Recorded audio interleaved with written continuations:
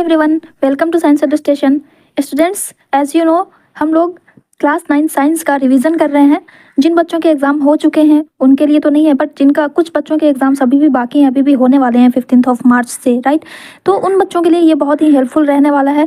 और मैं तो ये सजेस्ट करूँगी कि जिन बच्चों के एग्ज़ाम्स ऑलरेडी हो चुके हैं वो भी इस मंथ में, यानी कि मार्च के मंथ में, जो अभी रिजल्ट के लिए अवेटेड है जो बच्चे, वो भी अगर इस पूरे मंथ में क्लास 9th के साइंस का एक बार रिवीजन कर लें, फिर से रिवीजन कर लें एक बार, तो उन्हें क्लास 10th के लिए ये बहुत ही बेनिफिशियल होगा उनके लिए।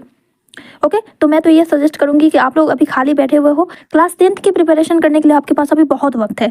आप 1 अप्रैल से भी अगर स्टार्ट करोगे तो वो बहुत अच्छे से कर पाओगे। तो ये जो मार्च का मंथ है उसमें या तो फिर आप रेस्ट कर लो थोड़ा, या फिर आप चाहो तो क्लास 9th का जो साइंस है उसको आप एक बार फिर से रिवाइज कर सकते हो, ताकि आपको आपकी नॉलेज जो है वो बनी रहे, है ना। अब अगर आपने सिर्फ और सिर्फ एग्ज़ाम्स के लिए पढ़ना है तो फिर तो ये आपके लिए कोई मायने नहीं रखता। लेकिन अगर आप चाहते हो कि मुझे नॉलेज हो, जो भी टॉपिक्स हमने पढ़े हैं क्लास 9th में वो मुझे हमेशा के लिए याद रहे, वो हमारे नॉलेज में हमेशा बना रहे, तो फिर ये आपके लिए बहुत ही अच्छा वे है आपके नॉलेज को बढ़ाने का। ठीक है, now it's up to you. अगर आप चाहो तो आप देख सकते हो। और वो बच्चे जो कि अभी क्लास 8th में हैं, 9th में जाने वाले हैं, उनके लिए भी ये वीडियो बहुत ही हेल्पफुल रहने वाली है। भले ही ये वन शॉट रिवीजन है, बट मैं इसमें इतना डिटेल्स तो बताते चलूँगी कि जिन बच्चों ने फर्स्ट टाइम इन्हें देखा है, जो बच्चे फर्स्ट टाइम इस लेक्चर को देखेंगे, उन्हें भी सारे टॉपिक्स समझ में आने वाले हैं। ओके, तो चलिए स्टार्ट करते हैं बिना देरी किए। फर्स्ट ऑफ ऑल आइए देखते हैं कि इस चैप्टर्स में कौन कौन से टॉपिक्स हैं। वैसे तो ये चैप्टर काफ़ी छोटा चैप्टर है, साउंड चैप्टर, मोशन चैप्टर के कंपैरिजन में इसमें बहुत कम टॉपिक हैं, लेकिन टॉपिक अपने आप में बहुत ही हेल्पफुल है, अपने आप में बहुत ही इंपॉर्टेंट टॉपिक है। इससे बहुत सारे क्वेश्चंस बनने वाले हैं। इसके न्यूमेरिकल्स पे आपको फोकस करना है। और ये जो 3 लॉज दिए हुए हैं, न्यूटन्स के 3 laws, first law of motion, second law of motion, third law of motion, इससे क्वेश्चन इस लॉ के जो एग्जाम्पल्स होते हैं ना, जो डेली लाइफ एग्जाम्पल्स हैं, उनसे पूछे जाते हैं क्वेश्चंस। ठीक है, तो ये बहुत ही इंपॉर्टेंट टॉपिक है आपका इस चैप्टर में। आपके एग्जाम के पॉइंट ऑफ व्यू से ये बहुत ही इंपॉर्टेंट है। तो चलिए फर्स्ट ऑफ ऑल हम लोग देखेंगे कि फोर्स क्या होता है। बिकॉज टॉपिक का नाम ही है force and laws of motion, तो हमें पता होना चाहिए कि फोर्स क्या है, राइट। वैसे तो क्लास 8th में आप लोगों ने पढ़ा होगा फोर्स, प्रेशर क्या होता है, फ्रिक्शन क्या होता है, ये सब आप लोगों ने ऑलरेडी पढ़ा है। फिर भी मैं बताते चलूँगी कि फोर्स क्या होता है। उसके बाद फिर हम लोग देखेंगे कि बैलेंस एंड अनबैलेंस्ड फोर्स क्या होता है, इनके बीच हम डिफरेंशिएट कैसे करेंगे, वो भी हम करते चलेंगे। ठीक है, उसके बाद फ्रिक्शनल फोर्स क्या होता है। देन एक मोस्ट इंपॉर्टेंट टॉपिक आएगा इनर्शिया। इनर्शिया के जो टाइप्स होते हैं, 3 टाइप्स होते हैं, inertia of rest, inertia of motion, inertia of direction, वो हम लोग देखेंगे। And then third law of motions को डिस्कस करेंगे, जिसमें आता है फर्स्ट लॉ ऑफ मोशन, जो कि इसी पे बेस्ड होता है। उसके बाद न्यूटन के सेकंड लॉ को डिस्कस करने से पहले एक बहुत ही इंपॉर्टेंट टॉपिक आता है मोमेंटम, उसे हम लोग डिस्कस करेंगे। देन न्यूटन के सेकंड लॉ के एप्लीकेशंस क्या क्या हैं, है ना, यानी कि डेली लाइफ एग्जांपल्स क्या क्या हैं, वो हम लोग देखेंगे। फिर थर्ड लॉ पे आएंगे। थर्ड लॉ क्या होता है, थर्ड लॉ ऑफ मोशन क्या है, इन्हें हम अपने डेली लाइफ में कहाँ कहाँ इसका यूज़ करते हैं, वो हम लोग देखने वाले हैं। एंड एट लास्ट इन सारे टॉपिक्स से जो भी न्यूमेरिकल्स बनते हैं, उन सारे न्यूमेरिकल्स को हम लोग कवर अप करेंगे। ठीक है, तो चलिए स्टार्ट करते हैं। What is force. तो स्टूडेंट्स, प्रीवियस चैप्टर में हम लोगों ने मोशन के बारे में पढ़ा था। ओके, कि कोई भी चीज़ है जो कि रेस्ट पे होती है वो मोशन में आ जाती है ना। मोशन चैप्टर में हम लोगों ने देखा था कि कोई भी चीज़ जो रेस्ट पे होती है, अगर वो अपने टाइम के साथ अपनी पोजीशन चेंज कर लेती है, then it is called in motion. और अगर कोई ऑब्जेक्ट टाइम के साथ अपनी पोजीशन चेंज नहीं करता है, अपने सराउंडिंग के रिस्पेक्ट में अगर किसी ऑब्जेक्ट की पोजीशन चेंज नहीं होती है, तो उसे हम कहते हैं कि वो रेस्ट में है। बट डू यू नो, ये जो मोशन है और ये रेस्ट है, ये किस वजह से हो रहा है? क्यों किसी भी ऑब्जेक्ट की स्पीड जो होती है वो तेज़ हो जाती है या फिर स्लो हो जाती है? क्यों कोई भी ऑब्जेक्ट रेस्ट पे होता है वो मोशन में चला जाता है? क्यों कोई ऑब्जेक्ट मोशन में होता है वो धीरे धीरे जा करके रेस्ट पे चला जाता है? तो ये सब कंडीशन जो हो रही है वो आखिर कैसे हो पाता है, इनके पीछे क्या रीज़न है? तो एक्चुअली में इन सबको करने के लिए किसी भी ऑब्जेक्ट को रेस्ट पोजीशन से मोशन में लाने या मोशन से रेस्ट पोजीशन में लाने के लिए हमें क्या होता है कि कुछ इफोर्ट्स लगाने पड़ते हैं, राइट। इन इफोर्ट्स की वजह से जो उन ऑब्जेक्ट की पोजीशन पे या फिर उनके डायरेक्शन में जो चेंजेस आते हैं, उन चेंजेस को लाने वाले एक्सटर्नल एजेंट या कॉज को ही फोर्स कहा जाता है। हमने ऑब्जेक्ट पे इफोर्ट डाले, उसकी वजह से उसकी पोजीशन में जो चेंज आया, उस एक्सटर्नल कॉज को, ये जो चेंज जिस वजह से आ रहा है उस वजह को, उस कॉज को, उस इफोर्ट को फोर्स कहा जाता है। Okay, an external agent or effort that causes a particular body to change its position, direction, shape और size is known as force. Okay, force को ना ही हम देख सकते हैं, ना ही हम टच कर सकते हैं, इवन ना ही फील कर सकते हैं। बस ये जो फोर्स होते हैं ना, उसके लगाने का, फोर्स लगाने का जो तरीका होता है वही हमें दिखाई पड़ता है। जैसे कि कोई भी ऑब्जेक्ट है, उसे हम पुश करते हैं ना, मान लेते हैं कि ये कोई ऑब्जेक्ट है, इसे हम इधर से पुश करते हैं, इधर से पुश करते हैं, तो इसका साइज जो है वो चेंज हो जाता है, इसका जो शेप है वो चेंज हो जाता है। आप लोगों ने मैटर इन आर्ट सराउंडिंग में भी पढ़ा था कि फोर्स अप्लाई करने से उसका शेप चेंज हो जाता है ना। तो ये जो चेंज हो रहा है, इसका जो शेप चेंज हो रहा है, ये जो इफेक्ट हमें शो हो रहा है, वो सिर्फ इफेक्ट हमें दिखाई पड़ता है, फोर्स जो हमने अप्लाई किया वो हमें नहीं दिखता है। ओके, किसी भी ऑब्जेक्ट पे हम हीट करते हैं तो ये जो हीटिंग है, पुशिंग है, पुलिंग है, ये सब क्या है? ये सब फोर्स के तरीके हैं, फोर्स के इफेक्ट्स हैं। किसी भी ऑब्जेक्ट को मोशन या रेस्ट में लाने के जो तरीके हैं, बस हम उन्हें ही देखते हैं या फील कर पाते हैं। इन्हीं की वजह से जो ऑब्जेक्ट की पोजीशन या डायरेक्शन या शेप या साइज जो भी चेंजेस आते हैं, उस कॉज को फोर्स कहा जाता है। आई होप आप सभी को समझ में आ गया होगा। Okay, force is a vector quantity as it has both magnitude and direction. जैसा कि हमने स्टार्टिंग से पढ़ा है कि स्केलर क्वांटिटी में सिर्फ और सिर्फ मैग्नीट्यूड होता है, बट वेक्टर क्वांटिटी में मैग्नीट्यूड के साथ साथ डायरेक्शन भी होता है। कैसे? अब आइए इसे हम समझते हैं कि डायरेक्शन कैसे होता है फोर्स में। तो देखो, जब आप कोई भी डोर ओपन करते हो तो एक साइड में जब आप ओपन करोगे तो डोर ओपन होगा। अगर हम उसके अपोजिट डायरेक्शन में अगर हम उसे पुश करते हैं तो गेट क्लोज हो जाता है। तो यानी कि डायरेक्शन चेंज करने से फोर्स पे इफेक्ट पड़ रहा है, राइट। अगर हम एक बॉटल का एग्जांपल ले लो कि किसी टेबल पे मान लेते हैं कि बॉटल रखी हुई है, राइट। इस पे एक बॉटल रखी हुई है। ये जो बॉटल है, इस बॉटल पे अगर हम क्लॉकवाइज डायरेक्शन में फोर्स अप्लाई करते हैं तो ये बॉटल की जो कॉर्क है वो बंद हो जाती है, कसा जाती है। लेकिन अगर हम इसे एंटी क्लॉकवाइज घुमाते हैं तो बॉटल की ढक्कन खुल जाती है। तो यानी कि डायरेक्शन चेंज करने से फोर्स पे इफेक्ट पड़ रहा है। दैट मीन्स के फोर्स के पास मैग्नीट्यूड तो होता ही है, उसके साथ साथ डायरेक्शन भी होता है। Okay, it was discovered by sir Isaac Newton. Isaac Newton ने सबसे पहले फोर्स को डिस्कवर किया था। वो पेड़ के नीचे बैठे हुए थे, उन्होंने देखा कि एक एप्पल नीचे गिरा, तो वो वहीं से थिंक करने लगे कि ये ऐसा क्यों हुआ। उनके दिमाग में ये है थॉट चलने लगा कि ऐसा क्यों हुआ, ये जो एप्पल है वो तो ऊपर भी जा सकता था, है ना। तो इस तरह से उन्होंने फोर्स की डिस्कवरी की। हम ज़्यादा डिटेल्स में नहीं जाएंगे बिकॉज ये वन शॉट रिविजन है। वैसे ही लेक्चर थोड़ा लेंदी होने वाला है, तो चलिए फटाफट से हम लोग आगे बढ़ते हैं। फोर्स की जो ऐसा यूनिट होती है वो न्यूटन होती है, जिसे हम एन से डिनोट करते हैं। Force is equal to mass into acceleration होता है। फोर्स का ये जो फॉर्मूला है ये किस तरह से डराइव हुआ, अब देखो, मैंने कहा कि कोई 5 कंडीशन होती है फोर्स अप्लाई करने से। 5 कंडीशन हो सकती है किसी भी ऑब्जेक्ट की। अगर कोई ऑब्जेक्ट रेस्ट पे है, यानी कि उसकी स्पीड है 0 मीटर पर सेकंड, और ये रेस्ट पे जब रेस्ट से मोशन में आ जाती है, तो डेट मीन्स कि मान लेते हैं कि इसकी स्पीड 0 मीटर पर सेकंड थी, ये रेस्ट पोजीशन पे, और जब इसकी स्पीड बढ़ी तो ये हो गई 5 मीटर पर सेकंड। तो ये वेलोसिटी में चेंज आया ना। उसी तरह से सेकंड मैंने कहा कि जब मोशन में होती है वो रेस्ट में आ जाती है फोर्स अप्लाई करने से। तो सपोज इसी को अपोजिट कर लो कि अगर कोई ऑब्जेक्ट 5 मीटर पर सेकंड की स्पीड से चल रही थी और वो रुक जाती है चल करके, तो ये भी वेलोसिटी में चेंज आ गया, है ना। इसी तरह से स्पीड अप होती है, 5 मीटर पर सेकंड से कोई ऑब्जेक्ट चल रहा है और उसकी स्पीड बढ़ करके 10 मीटर पर सेकंड हो जाती है, तो ये भी चेंज इन वेलोसिटी को डिटेक्ट कर रहा है, राइट। इसी तरह से 10 मीटर पर सेकंड से कोई कार चल रही थी और वो 5 मीटर पर सेकंड से चलने लगी, तो ये भी इस वेलोसिटी की चेंज को बता रहा है। तो दैट मीन्स कि वेलोसिटी में चेंज होती है फोर्स अप्लाई करने से। Okay, so force is directly proportional to acceleration. Change in velocity की जो रेट होती है उसी को तो एक्सेलरेशन कहा जाता है।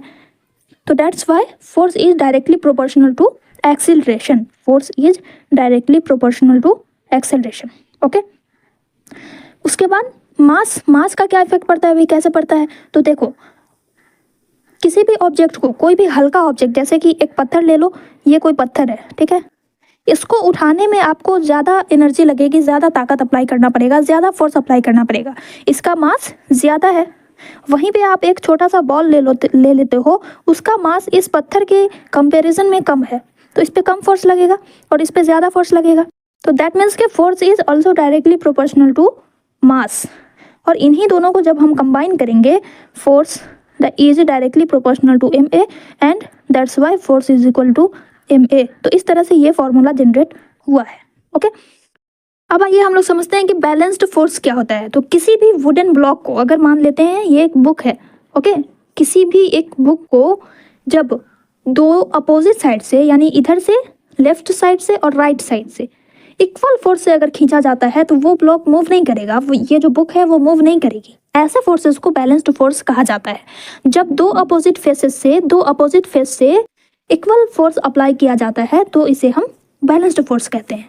बैलेंस्ड फोर्स के कारण ही कोई ऑब्जेक्ट अर्थ पे जहाँ पे बनी हुई होती है वो वहीं पे पड़ी रहती है। जैसे कि ये देखो, टेबल पे बुक रखी हुई है तो वो इसी पोजीशन पे बनी हुई है। क्यों? क्योंकि बैलेंस्ड फोर्स अप्लाई हो रहा है। ये टेबल जिस अमाउंट का फोर्स इस बुक पे अप्लाई कर रही है उतनी ही अमाउंट का फोर्स अर्थ भी इस टेबल पे अप्लाई कर रही है, जिसकी वजह से ये बुक जहाँ पे है वो वहीं पे बनी हुई है। ठीक है, यहाँ पे इक्वल फोर्स अप्लाई करने का क्या मतलब है कि दोनों फोर्स का जो है मैग्नीट्यूड वो इक्वल होगा, इक्वल मैग्नीट्यूड। ठीक है, इधर से भी 5 न्यूटन का फोर्स लग रहा है तो इधर से भी 5 न्यूटन का फोर्स लग रहा है, तो इसे कहेंगे हम इक्वल मैग्नीट्यूड। दोनों का मैग्नीट्यूड कितना है? 5 न्यूटन 5 न्यूटन। ठीक है, और डायरेक्शन है अपोजिट, तो इक्वल फोर्स है, इक्वल मैग्नीट्यूड का फोर्स है, बट डायरेक्शन अपोजिट होती है, तो ऐसे फोर्स को हम कहते हैं balanced force. The forces that have equal magnitude but are opposite in direction are called balanced force. Okay, objects acted upon by a balanced force remain at rest or stay in uniform motion. इस balanced force जब कभी भी apply होता है तो जैसा कि आपने देखा कि इस तरफ से अगर हम दोनों तरफ से सेम फोर्स अप्लाई करते हैं, इक्वल फोर्स अप्लाई करते हैं, तो ये जो ऑब्जेक्ट है, ये जो बुक है, वो ना इधर जाएगी ना इधर जाएगी, जहाँ पे है वहीं पे बनी रहेगी। तो यानी कि ये रेस्ट पे है तो वो रेस्ट पे ही बनी रहती है, या फिर अगर यूनिफॉर्म मोशन में है तो उसका मोशन की जो स्पीड है वो कांस्टेंट रहेगी, वेलोसिटी कांस्टेंट रहेगी। ओके, द रिजल्टेंट और net force is always zero in balanced force. कैसे जीरो होगा? तो देख लो, आप कैलकुलेट कर लो। लेफ्ट साइड से भी 5 न्यूटन का फोर्स अप्लाई हो रहा है तो इसे हम +5n लिखेंगे। राइट साइड से -5n का फोर्स अप्लाई हो रहा है, बिकॉज फोर्स में डायरेक्शन भी इंक्लूड होता है तो हम प्लस माइनस के साथ लिखते हैं। ओके, तो इन दोनों को जब आप कैलकुलेट करोगे तो क्या हो जाएगा? +5n -5n, दोनों कैंसिल, इज इक्वल टू 0। तो बैलेंस्ड फोर्स जब कभी भी अप्लाई होगा, जब एक डायरेक्शन में +5n का फोर्स लग रहा है और अपोजिट डायरेक्शन से -5n का फोर्स लगेगा तो टोटल 0 हो जाएगा। हमेशा बैलेंस्ड फोर्स का जो नेट फोर्स होता है वो 0 होता है। ओके, नेक्स्ट आइए समझते हैं अनबैलेंस्ड फोर्स क्या होता है। तो जब किसी भी ऑब्जेक्ट पे, है ना, मान लो कि ये कोई ऑब्जेक्ट है, इस ऑब्जेक्ट पे एक तरफ से कम फोर्स अप्लाई हो रहा है, इधर से 5n का फोर्स अप्लाई हो रहा है, और एक तरफ से ज़्यादा फोर्स अप्लाई हो रहा है, तो इस तरह के अनइक्वल बैलेंस्ड फोर्स, तो इस कंडीशन में क्या होगा कि जिधर से ज़्यादा धक्का लगेगा उस साइड से ये जो ऑब्जेक्ट है वो इधर खसकता हुआ चला जाएगा, है ना। जब आप किसी तरफ से, किसी एक साइड से ज़्यादा पुश करते हो तो चीज़ें अपनी जगह से मूव कर जाती हैं, तो वही कंडीशन होती है अनबैलेंस्ड फोर्स की, है ना।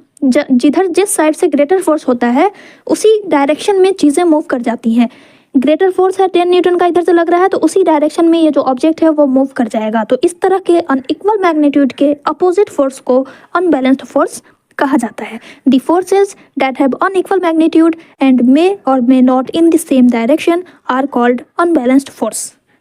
अनबैलेंस्ड फोर्स, अब देखो इसे आप कैलकुलेट कर लो। अगर आप इसका नेट फोर्स निकालते हो तो ये हो जाता है 5 न्यूटन प्लस -10 न्यूटन होगा, राइट, क्योंकि डायरेक्शन चेंज है तो प्लस माइनस का ध्यान रखना है ना। तो ये आप कैलकुलेट करोगे तो 5 newton -10 newton is equal to क्या हो जाएगा? -5 न्यूटन। यानी कि एक साइड से, लेफ्ट साइड से, सॉरी राइट साइड से 5 न्यूटन का फोर्स ज़्यादा अप्लाई हो रहा है। इससे ये पता चल रहा है, ये जो माइनस का साइन है वो क्या बता रहा है? हमें डायरेक्शन बता रहा है। ठीक है, तो रिजल्टेंट और नेट फोर्स जो होता है अनबैलेंस्ड फोर्स का, वो कभी भी 0 नहीं होगा, कोई ना कोई वैल्यू आएगी ही, या तो वो पॉजिटिव में होगी या फिर वो निगेटिव में होगी। ये बेस्ट करता है किस पे? डायरेक्शन पे, कि किस डायरेक्शन से ज़्यादा फोर्स अप्लाई हुआ है। Okay, unbalanced force acting on an object brings it in motion और accelerate the motion of an object. अगर कोई ऑब्जेक्ट मोशन में है तो उसकी स्पीड इंक्रीज होगी या डिक्रीज होगी, या फिर अगर कोई ऑब्जेक्ट रेस्ट पे है तो वो मोशन में आ जाएगा। ठीक है, तो ये होता है impact of unbalanced force. I hope आप सभी को balanced force and unbalanced force समझ में आ गया होगा। आइए एक बार हम लोग इसमें डिफ्रेंशिएट कर लेते हैं। Balanced force, it is the condition where net force acting on a body is always zero if net is equal to zero होता है। एंड अनबैलेंस्ड फोर्स में नेट फोर्स जो होता है वो जीरो नहीं होता है, या तो वो पॉजिटिव होगा या वो निगेटिव होगा। ओके, एक्सेलरेशन रेट की अगर हम बात करें तो बैलेंस्ड फोर्स में एक्सेलरेशन रेट जीरो होगा, क्योंकि उसकी जो स्पीड है वो ना तो इंक्रीज होती है ना तो डिक्रीज होती है, जितनी स्पीड है उतना ही पे बनी रहेगी, दैट्स वाई एक्सेलरेशन ये जीरो होगा। बट अनबैलेंस्ड फोर्स में स्पीड या तो इंक्रीज हो सकती है या तो डिक्रीज हो सकती है, तो इसमें जो एक्सेलरेशन रेट होगी वो जीरो नहीं होगी, या तो पॉजिटिव होगी या फिर निगेटिव होगी। अगर चलती हुई गाड़ी में ब्रेक लगा दिया जाए तो एक्सेलरेशन निगेटिव में आएगा, और अगर चलती हुई गाड़ी में गियर लगा दिया जाए, उसकी स्पीड को बढ़ा दिया जाए तो एक्सेलरेशन रेट पॉजिटिव में आएगा। ठीक है, it is the reason behind maintaining the previous state of the object और बॉडी। किसी भी ऑब्जेक्ट या बॉडी की जो प्रीवियस स्टेट है यानी कि रेस्ट में है तो वो रेस्ट में ही मेंटेन करके रखता है, और अगर कोई ऑब्जेक्ट मोशन में है तो उसकी मोशन की जो पोजीशन है उसको ये मेंटेन करके रखता है, ये balanced force. Okay, unbalanced force is the reason behind changing the previous state of the object और body.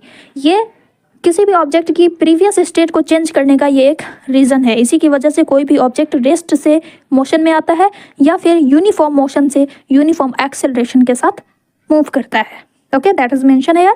In unbalanced force object remains at rest और in uniform motion, but with unbalanced force object comes into motion और moves with uniform acceleration. Uniform acceleration का क्या मतलब कि velocity पहले -5 metre पर second थी और वो एक्सेलरेट कर गई 10 मीटर पर सेकंड, तो ये हुआ यूनिफॉर्म एक्सेलरेशन। या फिर इसी सेम स्पीड के साथ इंक्रीज होना या सेम स्पीड के साथ डिक्रीज होना, इसी को कहा जाता है यूनिफॉर्म एक्सेलरेशन।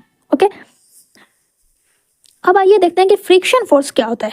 अब देखो, जैसे कि आपने देखा कि कोई भी बुक है ना, टेबल है, टेबल पे बुक रखी हुई है, राइट।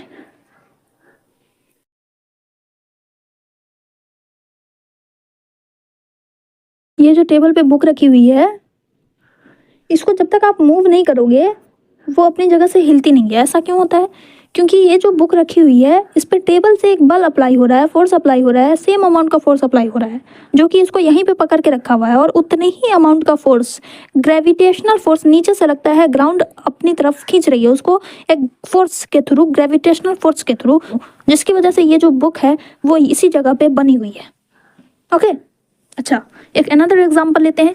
जब कभी भी हम रोड पे चलते हैं तो अपने पैरों से ग्राउंड की जो सरफेस होती है उस पर फोर्स एक्सर्ट करते हैं, उसको पुश करते हैं। ठीक है, जब कभी भी हम रोड पे चलते हैं तो ग्राउंड की सरफेस पे हम अपना फोर्स अप्लाई करते हैं, राइट।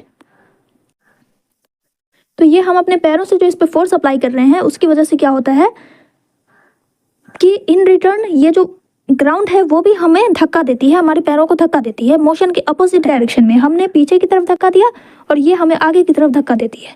तो इस तरह के अपोजिट डायरेक्शन में जो फोर्स अप्लाई हो रहा है इसी फोर्स को कहा जाता है फ्रिक्शन फोर्स। ये आपने क्लास 8 में पढ़ा है।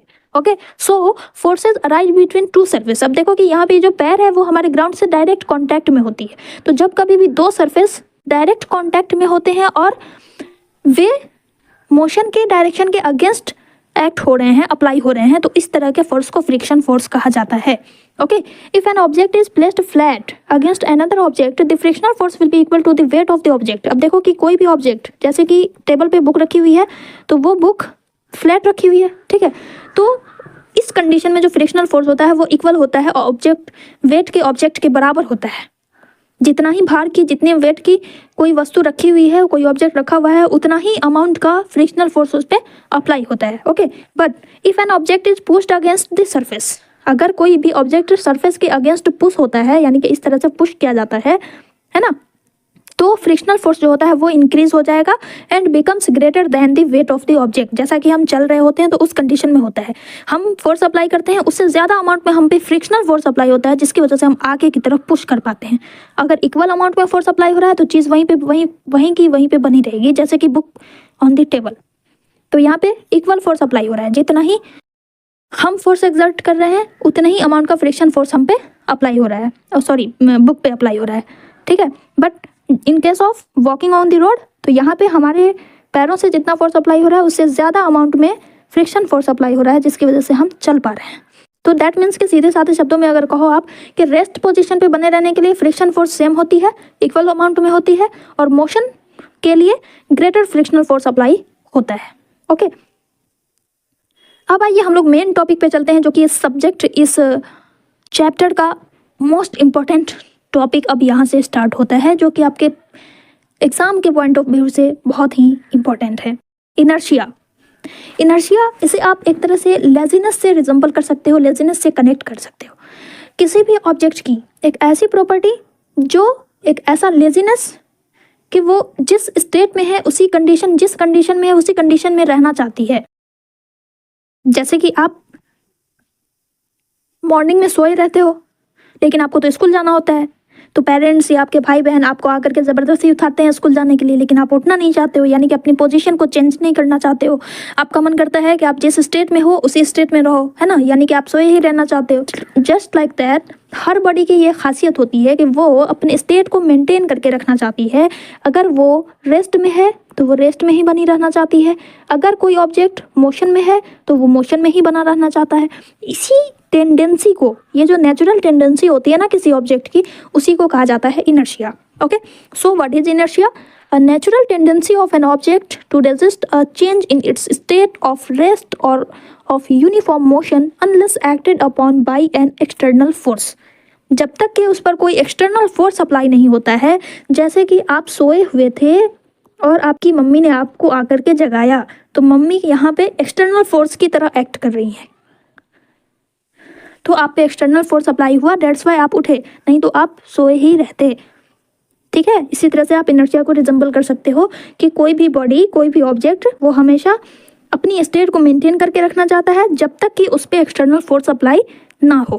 Now inertia can be of 3 types: inertia of rest, inertia of motion और inertia of direction. Okay, inertia of rest क्या होता है, इनर्शिया ऑफ मोशन क्या होता है, इनर्शिया ऑफ डायरेक्शन क्या होता है? देखो, कोई भी पोजीशन, कोई भी ऑब्जेक्ट अगर रेस्ट पे है तो वो रेस्ट पोजीशन पे ही बनी रहना चाहती है, this is called inertia of rest. अगर कोई ऑब्जेक्ट मोशन में है तो वो मोशन में ही बनी रहना चाहती है, that is called inertia of rest. अगर कोई ऑब्जेक्ट राइट डायरेक्शन में चल रही है तो वो लेफ्ट डायरेक्शन में मूव नहीं करना चाहती है, तो this is called inertia of direction. इसे हम अभी आगे देखने वाले हैं।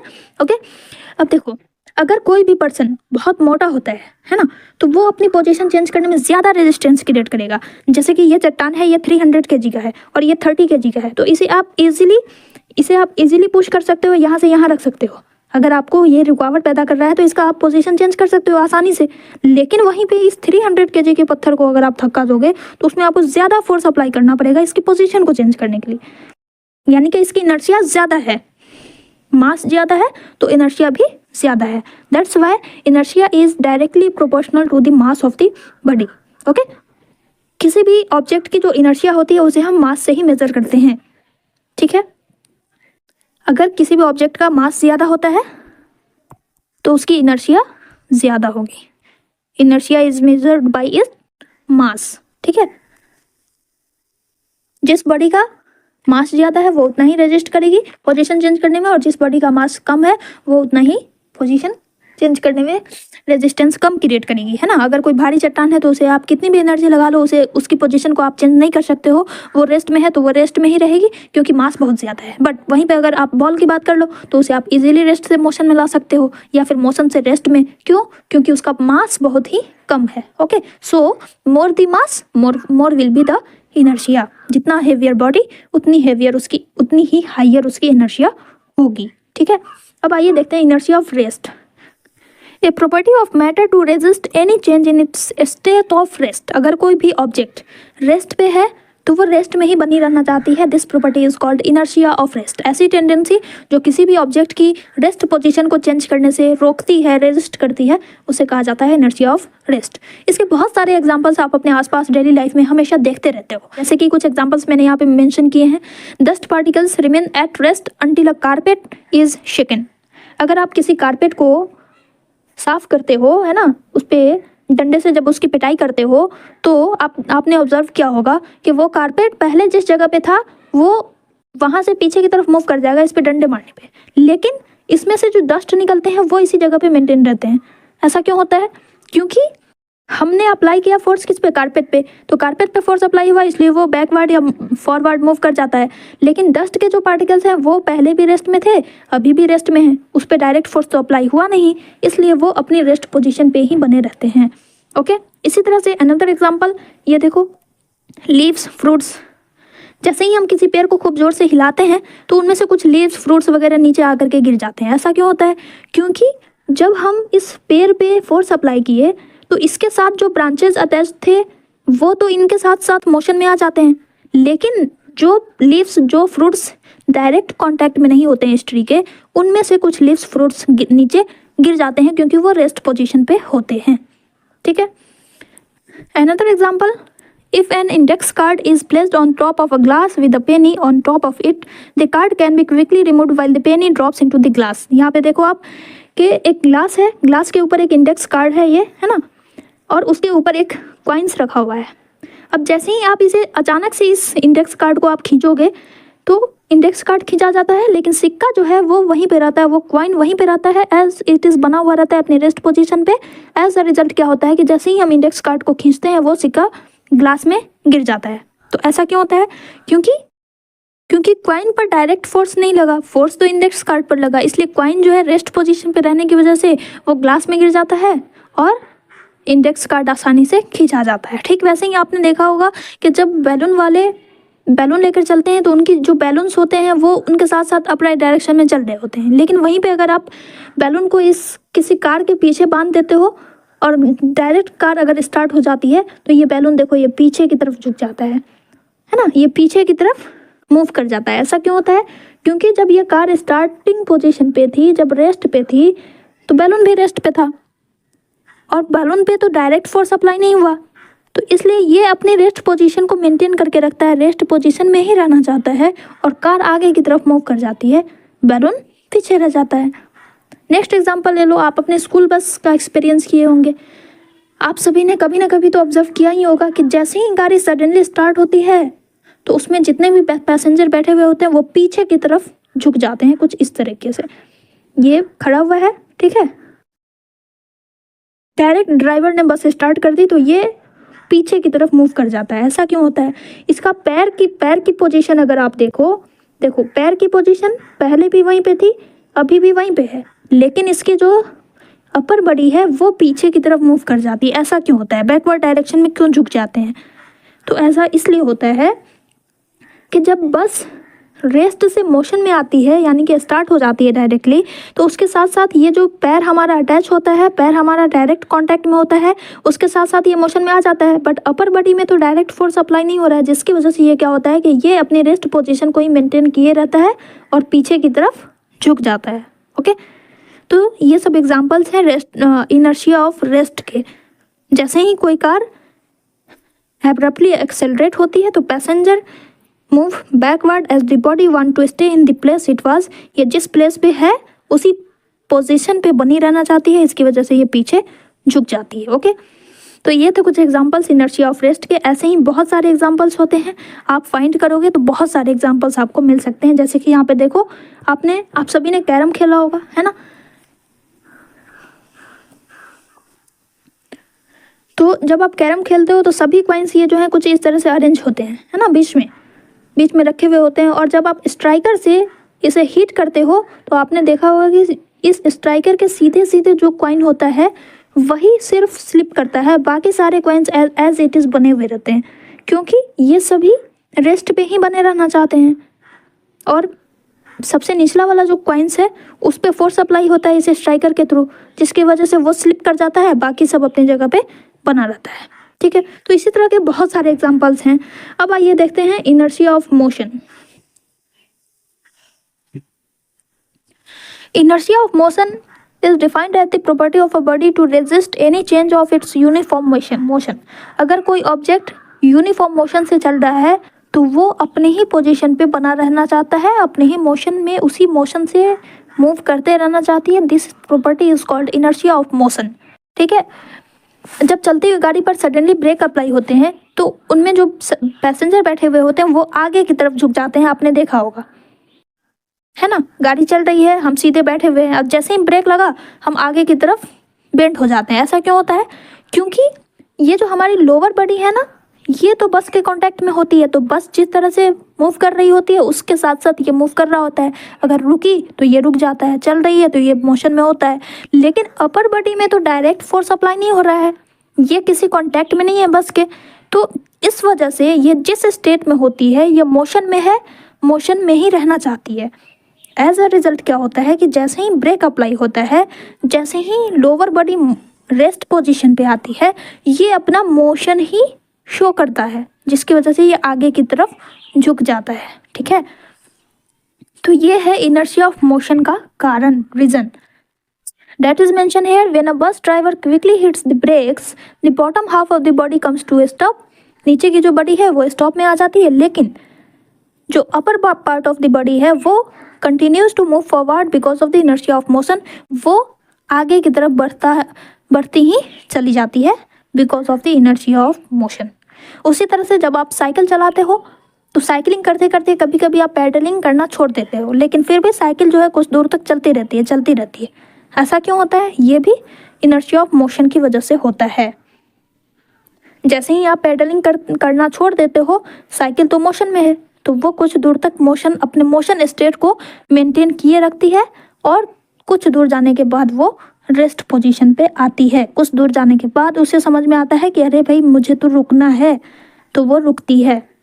इसी तरह से जब आप चलती हुई बस से जब जंप करते हो तो आपने देखा होगा कि पर्सन आगे गिर जाता है। जैसे ही वो चलती हुई बस से कूदता है तो वो नीचे की तरफ गिर जाता है। ऐसा क्यों होता है? क्योंकि ये जब बस में होता है तो मोशन में होता है और डायरेक्ट बॉडी मोशन से रेस्ट में आ जाती है, जिसकी वजह से वो गिर जाता है। तो ये सब एग्जांपल्स हैं इनर्शिया ऑफ मोशन के। इसी तरह का यहाँ पे एग्जांपल देखो आप कि जब कोई किसी कार्ट पे अगर आप बहुत सारे बॉल्स रखे हुए होते हो और उसे लुढ़काओगे ऊपर से, इंक्लाइन सरफेस से जब आप उसे लुढ़काते हो तो इस कार्ट के कांटेक्ट में जो बॉल्स हैं वो तो एज इट इज़ बनी हुई है ना, लेकिन जो ऊपर है, जो इनडायरेक्ट कांटेक्ट में है, जो इस कार्ट के कांटेक्ट में नहीं है, वो उछल करके आगे गिर जाती है। जब कभी भी आगे ब्रेकर आ जाता है तो ये जो है उछल के गिर जाती है, क्योंकि ये तो मोशन में थी और मोशन से डायरेक्ट यहाँ पे ब्रेक आ गया, तो इस वजह से ये अपने मोशन के स्टेट को मेंटेन रखना चाहती है। एज अ रिजल्ट ये आगे गिर जाती है। ये आपने देखा होगा कि जब कभी भी आप बॉल को फेंकते हो और आगे कहीं पे ब्रेक आ जाता है, कोई चीज़ आ जाती है, कोई ईंट आ जाती है, तो वो बॉल उछल जाता है वहाँ पर से। This is because of inertia of motion. Okay, third type होता है inertia of direction. Inertia of direction, जैसा कि मैंने बताया कि जब कोई भी ऑब्जेक्ट किसी एक पार्टिकुलर डायरेक्शन में मूव कर रहा होता है तो वो अपने उस स्टेट को तब तक कंटिन्यू रखना चाहेगा जब तक कि उस पर एक्सटर्नल फोर्स अप्लाई नहीं हो। इसी का रीज़न है कि जब कभी भी कार अपना डायरेक्शन चेंज करती है तो हम उस पर बैठे हुए होते हैं, तो ये ब्लू वाले पे अगर आप ध्यान दो, इस ब्लू वाले पे अगर आप ध्यान दो तो ये स्लिप कर जाता है, इस तरफ आ जाता है। यहाँ पे बैठा हुआ है, यहाँ से ऐसे आ जाएगा, आप देखो इसे। क्यों? क्योंकि इसकी पोजीशन यहाँ पे बनी हुई है और डायरेक्ट डायरेक्शन चेंज होने की वजह से इसे ये अपने इसी स्टेट को मेंटेन करके रखना चाहता है, तो इस वजह से इसकी डायरेक्शन जो है राइट से लेफ्ट साइड में शिफ्ट हो जाती है। Okay, this is because of the inertia of direction. When a moving bus makes a sharp turn at a high speed we tend to get thrown to one side. हम एक side में shift हो जाते हैं। This is because the lower body turns in the same direction. Lower body जो है वो तो सेम डायरेक्शन में चेंज होती है ना, क्योंकि वो बस के डायरेक्ट कॉन्टैक्ट में होती है, लेकिन जो अपर बॉडी होती है वो सेम डायरेक्शन को मेंटेन करना चाहती है, जिसकी वजह से हमारा डायरेक्शन जो है शिफ्ट हो जाता है। ओके, उसी तरह से आपने देखा होगा ये स्ट्रक्चर कि जब कभी भी गाड़ी की जो व्हील होती है वो अगर मड में फंस जाती है तो क्या होता है, कुछ इस तरह की कंडीशन बन जाती है, फ्लाइज ऑफ होने लगते हैं। वो जो मड है वो गोल गोल घूम के उड़ने लगते हैं। ऐसा क्यों होता है? क्योंकि इनकी डायरेक्शन ही चेंज हो जाती है इस तरह से। तो ये हमें देखने को मिलता है इनर्शिया ऑफ डायरेक्शन की वजह से। इसी तरह से move is moving around the earth with changing its direction because of force acting on moon by earth towards centre. Earth के चारों ओर जो मून चक्कर लगा रहे होते हैं, मूव कर रहे होते हैं, वो उनके पीछे भी यही रीज़न है इनर्शिया ऑफ डायरेक्शन का। उन पे जो फोर्स अप्लाई हो रहा है वो अर्थ के टुवर्ड्स सेंटर हो रहा है, सेंटर की तरफ हो रहा है, जिसकी वजह से मून का जो है डायरेक्शन वो चेंज होता रहता है। ठीक है, इसी तरह का अनदर एग्जांपल यहाँ पे देखो, ये है चूहा। ये हैमस्टर जब बंद हो जाता है, बंद होने के बाद ये उसी डायरेक्शन में गोल गोल घूमना शुरू कर देता है। इस डायरेक्शन में ये गोल गोल घूमना शुरू हो जाता है। क्यों? क्योंकि इसकी मोशन की जो पोजीशन है वो बनी हुई है, इसका जो डायरेक्शन है वो इस डायरेक्शन में मूव करना है, तो ये इसी डायरेक्शन को मेंटेन करके रखता है, तो इसी डायरेक्शन में ये कंटिन्यू हो जाता है मूव करना। ठीक है, अब आइए हम लोग चलते हैं न्यूटन के फर्स्ट लॉ ऑफ मोशन पे, कि an object at rest will remain at rest and an object in uniform motion will remain in uniform motion and travel in straight line until and unless external unbalanced force is applied। कोई object जो rest पे है वो rest पे ही बनी रहेगी, और जो ऑब्जेक्ट यूनिफॉर्म मोशन में है वो उसी स्टेट में बनी रहेगी और ट्रेवल करती रहेगी स्ट्रेट लाइन में, जब तक कि उस पे एक्सटर्नल अनबैलेंस्ड फोर्स अप्लाई नहीं किया जाएगा। This is the Newton's first law of motion. Okay, अच्छा, अभी आपने देखा कि इनर्शिया किसे कहते हैं, कि जब कोई भी बॉडी रेस्ट पे पोजीशन पे होती है तो वो मोशन में नहीं जाना चाहती है, यानी रेस्ट पोजीशन पे ही बनी रहना चाहती है, और जब कोई ऑब्जेक्ट मोशन पे होता है तो वो अपने उस स्टेट को मेंटेन करके रखना चाहता है, मोशन पे ही बनी रहना चाहती है। न्यूटन के फर्स्ट लॉ में भी तो वही बात कही जा रही है कि जब तक कि एक्सटर्नल फोर्स अप्लाई नहीं होता है कोई भी ऑब्जेक्ट अपना स्टेट चेंज नहीं करती है। तो दोनों में ही सेम बातें कही जा रही है, जो कि हमने इनर्शिया में जो पढ़ा वही न्यूटन के फर्स्ट लॉ में भी बताया जा रहा है। That's why the first law of motion is also known as the law of inertia. ये जो सेकंड नाम है ना, ये बहुत ही इंपॉर्टेंट है, इससे क्वेश्चंस आ सकते हैं, इसलिए इसे आप ध्यान में रखेंगे कि न्यूटन्स फर्स्ट लॉ का ही दूसरा नाम है लॉ ऑफ इनर्शिया। ठीक है, in other words inertia of a body will remain unchanged until N external force is applied on it. Body की जो इनर्शिया है, इनर्शिया किसे कहते हैं, यानी उसकी पोजीशन, राइट, उसके स्टेट रेस्ट पोजीशन पे है तो वो हमेशा अनचेंज्ड रहेगी जब तक कि उस पर एक्सटर्नल फोर्स अप्लाई नहीं होता है। Okay, all objects resist a change in their state of motion और keep moving with the same velocity. सारे ऑब्जेक्ट्स की प्रॉपर्टी होती है कि वो जिस स्टेट में है, मोशन में है या फिर जिस मोशन से चल रहा है उसी मोशन को वो मेंटेन करके रखना चाहता है, उसके रेजिस्टेंस, उसके चेंज को रेजिस्ट करता है, ये प्रॉपर्टी होती है ऑब्जेक्ट की। ओके, तो इसलिए न्यूटन के फर्स्ट लॉ को लॉ ऑफ इनर्शिया कहा जाता है। ओके, अच्छा, अब हम लोग न्यूटन के सेकंड लॉ को डिस्कस करेंगे, बट उससे पहले आप समझ लो कि मास क्या होता है। स्टूडेंट्स, हम दो टर्म सुनते हैं, एक होता है मास और एक होता है वेट, लेकिन हमें लगता है कि ये दोनों टर्म सेम है, बट नहीं, सेम नहीं है। वेट जो होता है ना वो भार को बताता है कि कोई भी ऑब्जेक्ट कितना भारी है, भारीपन को बताता है वेट, बट मास जो है वो बताता है कि किसी भी बॉडी में एक्चुअल कंटेंट कितना भरा हुआ है। जैसे कि कोई मोटा इंसान है, ठीक है, वो देखने में मोटा होगा तो उसकी बॉडी में कितना कंटेंट अंदर फिल है वो होता है उसका मास। ओके, और वेट जो होता है वो उसके भार को बताता है। So mass is the measure of actual content present in a body. ये एक स्केलर क्वांटिटी है, इसमें सिर्फ और सिर्फ मैग्नीट्यूड होता है। It is denoted by m, small m से हम इसे डिनोट करते हैं। स्मॉल एम ही मीटर का भी ऐसा यूनिट होता है और मास का सिंबल भी स्मॉल एम ही होता है, तो इस बात का आप लोग ध्यान रखेंगे।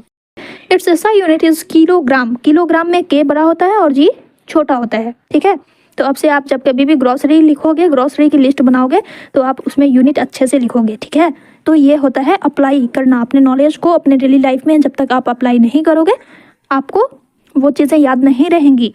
ठीक है, तो ये सब छोटी छोटी चीज़ें जो भी हम गेन करते रहते हैं ना, उसे हमें अप्लाई करते रहना चाहिए अपने डेली लाइफ में, अपने डेली एक्सपीरियंसेस में हमें फॉलो करते रहना चाहिए ताकि हमें वो चीज़ याद रहे, हमारा नॉलेज इंक्रीज होता रहे। ठीक है, अच्छा, सेकंड लॉ, न्यूटन के सेकंड लॉ को समझने से पहले आइए एक छोटा सा टर्म समझ लेते हैं, दैट इज मोमेंटम। तो मोमेंटम क्या होता है, अब देखो, जैसे भी जब कभी भी हम किसी ज़्यादा मास वाले ऑब्जेक्ट को पुश करते हैं, जैसे कि ये इसका मास ज़्यादा है और इसका मास कम है, तो जब कभी भी हम ज़्यादा मास वाले ऑब्जेक्ट को पुश करते हैं तो इसमें हमें ज़्यादा फोर्स अप्लाई करना पड़ता है ना। बट स्मॉलर मास के जो ऑब्जेक्ट होते हैं उसकी पोजीशन को चेंज करने के लिए हमें कम फोर्स अप्लाई करना पड़ता है। ठीक उसी तरह से अगर कोई बाइसिकल है वो मूव करती हुई आ रही है, जैसे कि इस एग्जांपल में आप देखो कि ये साइकिल है ना, और ये ट्रक है, तो ये साइकिल अगर मूव करती हुई, ये तो हमने रेस्ट पोजीशन का एग्जांपल ले लिया कि कोई वस्तु रेस्ट पोजीशन पे है, अगर वो हेवियर है तो उस पर हमें ज़्यादा फोर्स अप्लाई करना पड़ेगा उसे मोशन में लाने के लिए, और अगर कोई वस्तु कोई ऑब्जेक्ट हेवियर नहीं है, कम हेवियर है, तो उसमें हमें कम फोर्स अप्लाई करना पड़ता है। ठीक उसी तरह से मोशन का एक एग्जांपल देखो कि अगर कोई बाइसिकल लुढ़कती हुई आ रही है तो वो इस बच्चे के पास आएगी तो इसे ज़्यादा हर्ट नहीं होगा, लेकिन अगर वहीं पे ये ज़्यादा मास की ज़्यादा हेवियर ये जो ट्रक है वो अगर आती है तो इस बच्चे को कुचल देगी। क्यों? भले ही इन दोनों की स्पीड सेम है, दोनों सेम वेलोसिटी से अगर आ रही है तो भी ट्रक जो है वो ज़्यादा हार्म करेगा और ये साइकिल कम हार्म करेगी, कम हर्ट करेगी। तो डैट मीन्स क्या कि भले ही दो ऑब्जेक्ट की वेलोसिटी सेम होती है, वेलोसिटी अगर सेम है, लेकिन मास अगर अलग अलग होता है तो मास का इफेक्ट पड़ता है। ठीक है, हैवियर ऑब्जेक्ट का इम्पैक्ट ज़्यादा होता है, ये हैवियर ऑब्जेक्ट है उसका इम्पैक्ट ज़्यादा होता है। इस बाइसिकल के केस में अगर आप देख लो कि यहाँ पे मास, मान लेते हैं बाइसिकल का मास है 10 kg, राइट,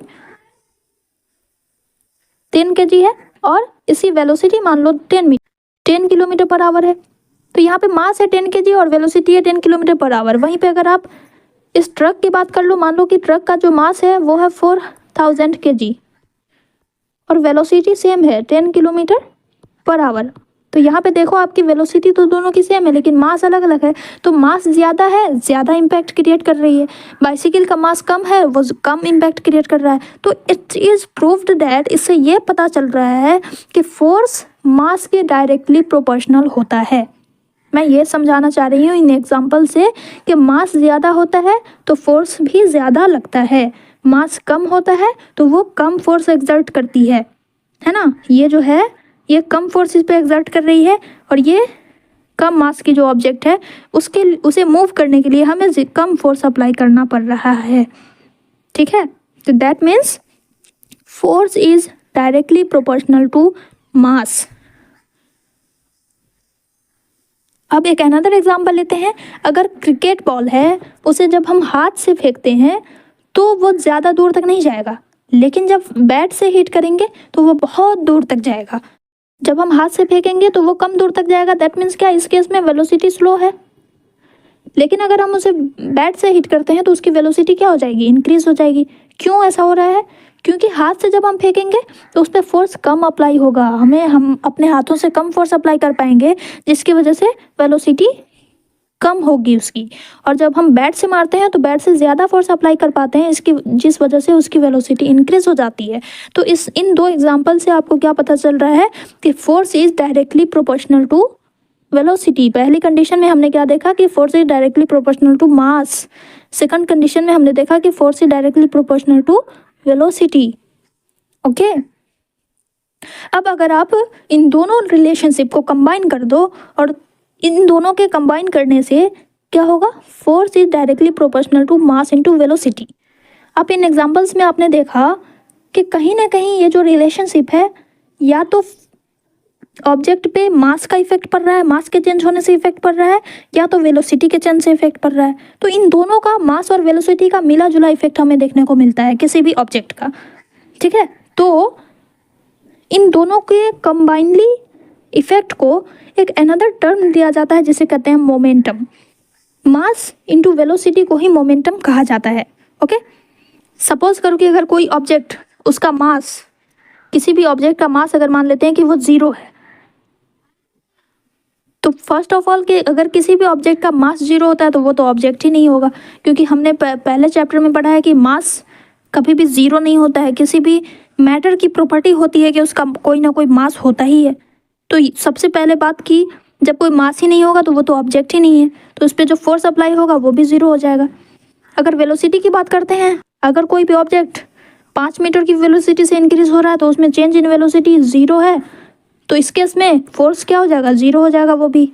तो इस तरह से हमें ये पता चल रहा है कि फोर्स डिपेंड करता है मास एंड वेलोसिटी पे, दोनों ही पे डिपेंड करता है। अगर मास चेंज करते हैं तो भी फोर्स पे इफेक्ट पड़ता है, और अगर वेलोसिटी चेंज होती है तो भी फोर्स पे इफेक्ट करता है। तो इन दोनों के प्रोडक्ट से एक अनदर क्वांटिटी का पता चलता है जिसे हम कहते हैं momentum. So momentum is what, momentum is the product of mass and velocity. The momentum, जिसे हम p से डिनोट करते हैं, is defined as the product of its mass and velocity. Mass और वेलोसिटी के प्रोडक्ट को ही मोमेंटम कहा जाता है, ठीक है। So p is equal to m into v। It was introduced by Newton.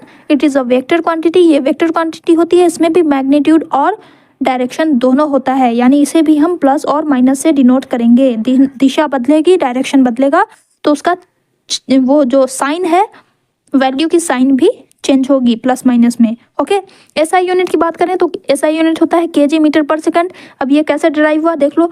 मास का एसआई यूनिट क्या होता है? KG, right. वेलोसिटी का एसआई यूनिट क्या होता है? मीटर पर सेकंड। इन दोनों को मिला करके एमवी क्या हो जाएगा? केजी मीटर पर सेकंड, या केजी मीटर पर सेकंड को हम कैसे लिखते हैं? s-1 लिखा जाता है। तो यही होती है मोमेंटम की एसआई यूनिट, किलोग्राम मीटर पर सेकंड। ओके, अब देखो, हमने प्रीवियस चैप्टर में देखा था कि जब किसी भी ऑब्जेक्ट की वेलोसिटी में चेंज फाइंड करना होता है तो हम फाइनल वेलोसिटी में से इनिशियल वेलोसिटी को माइनस कर देते हैं, राइट। फाइनल वेलोसिटी में से इनिशियल वेलोसिटी को माइनस कर देते हैं तो हमें चेंज इन वेलोसिटी पता चलती है। जस्ट लाइक दैट, अगर किसी भी ऑब्जेक्ट पर फोर्स अप्लाई करते हैं तो वो ऑब्जेक्ट रेस्ट से मोशन में आ जाएगा, यानी कि पहले उसकी पोजीशन, अब जैसे देखो कोई ऑब्जेक्ट है, कोई ऑब्जेक्ट रेस्ट पोजीशन पे है तो उसकी वेलोसिटी क्या होगी? 0 होगी, राइट। 0 मीटर पर सेकंड, ठीक है। अगर ये रेस्ट से मोशन में आएगा तभी तो इसकी वेलोसिटी चेंज होगी। तो अब ये ऑब्जेक्ट रेस्ट से मोशन में आ जाता है और इसकी वेलोसिटी हो जाती है 5 मीटर पर सेकंड। तो इसकी वेलोसिटी आप क्या, चेंज इन वेलोसिटी कैसे फाइंड करोगे? फाइनल वेलोसिटी यानी v minus u is equal to 5 minus 0 is equal to 5। Okay, 5 metre पर सेकंड, ये हो गया चेंज इन वेलोसिटी। यानी कि पहले उसकी वेलोसिटी 0 थी और फोर्स अप्लाई करने के बाद सपोज कर लो कि 5 मीटर पर सेकंड हो गई, लेकिन मास में इफेक्ट आया क्या? मास चेंज हुआ क्या?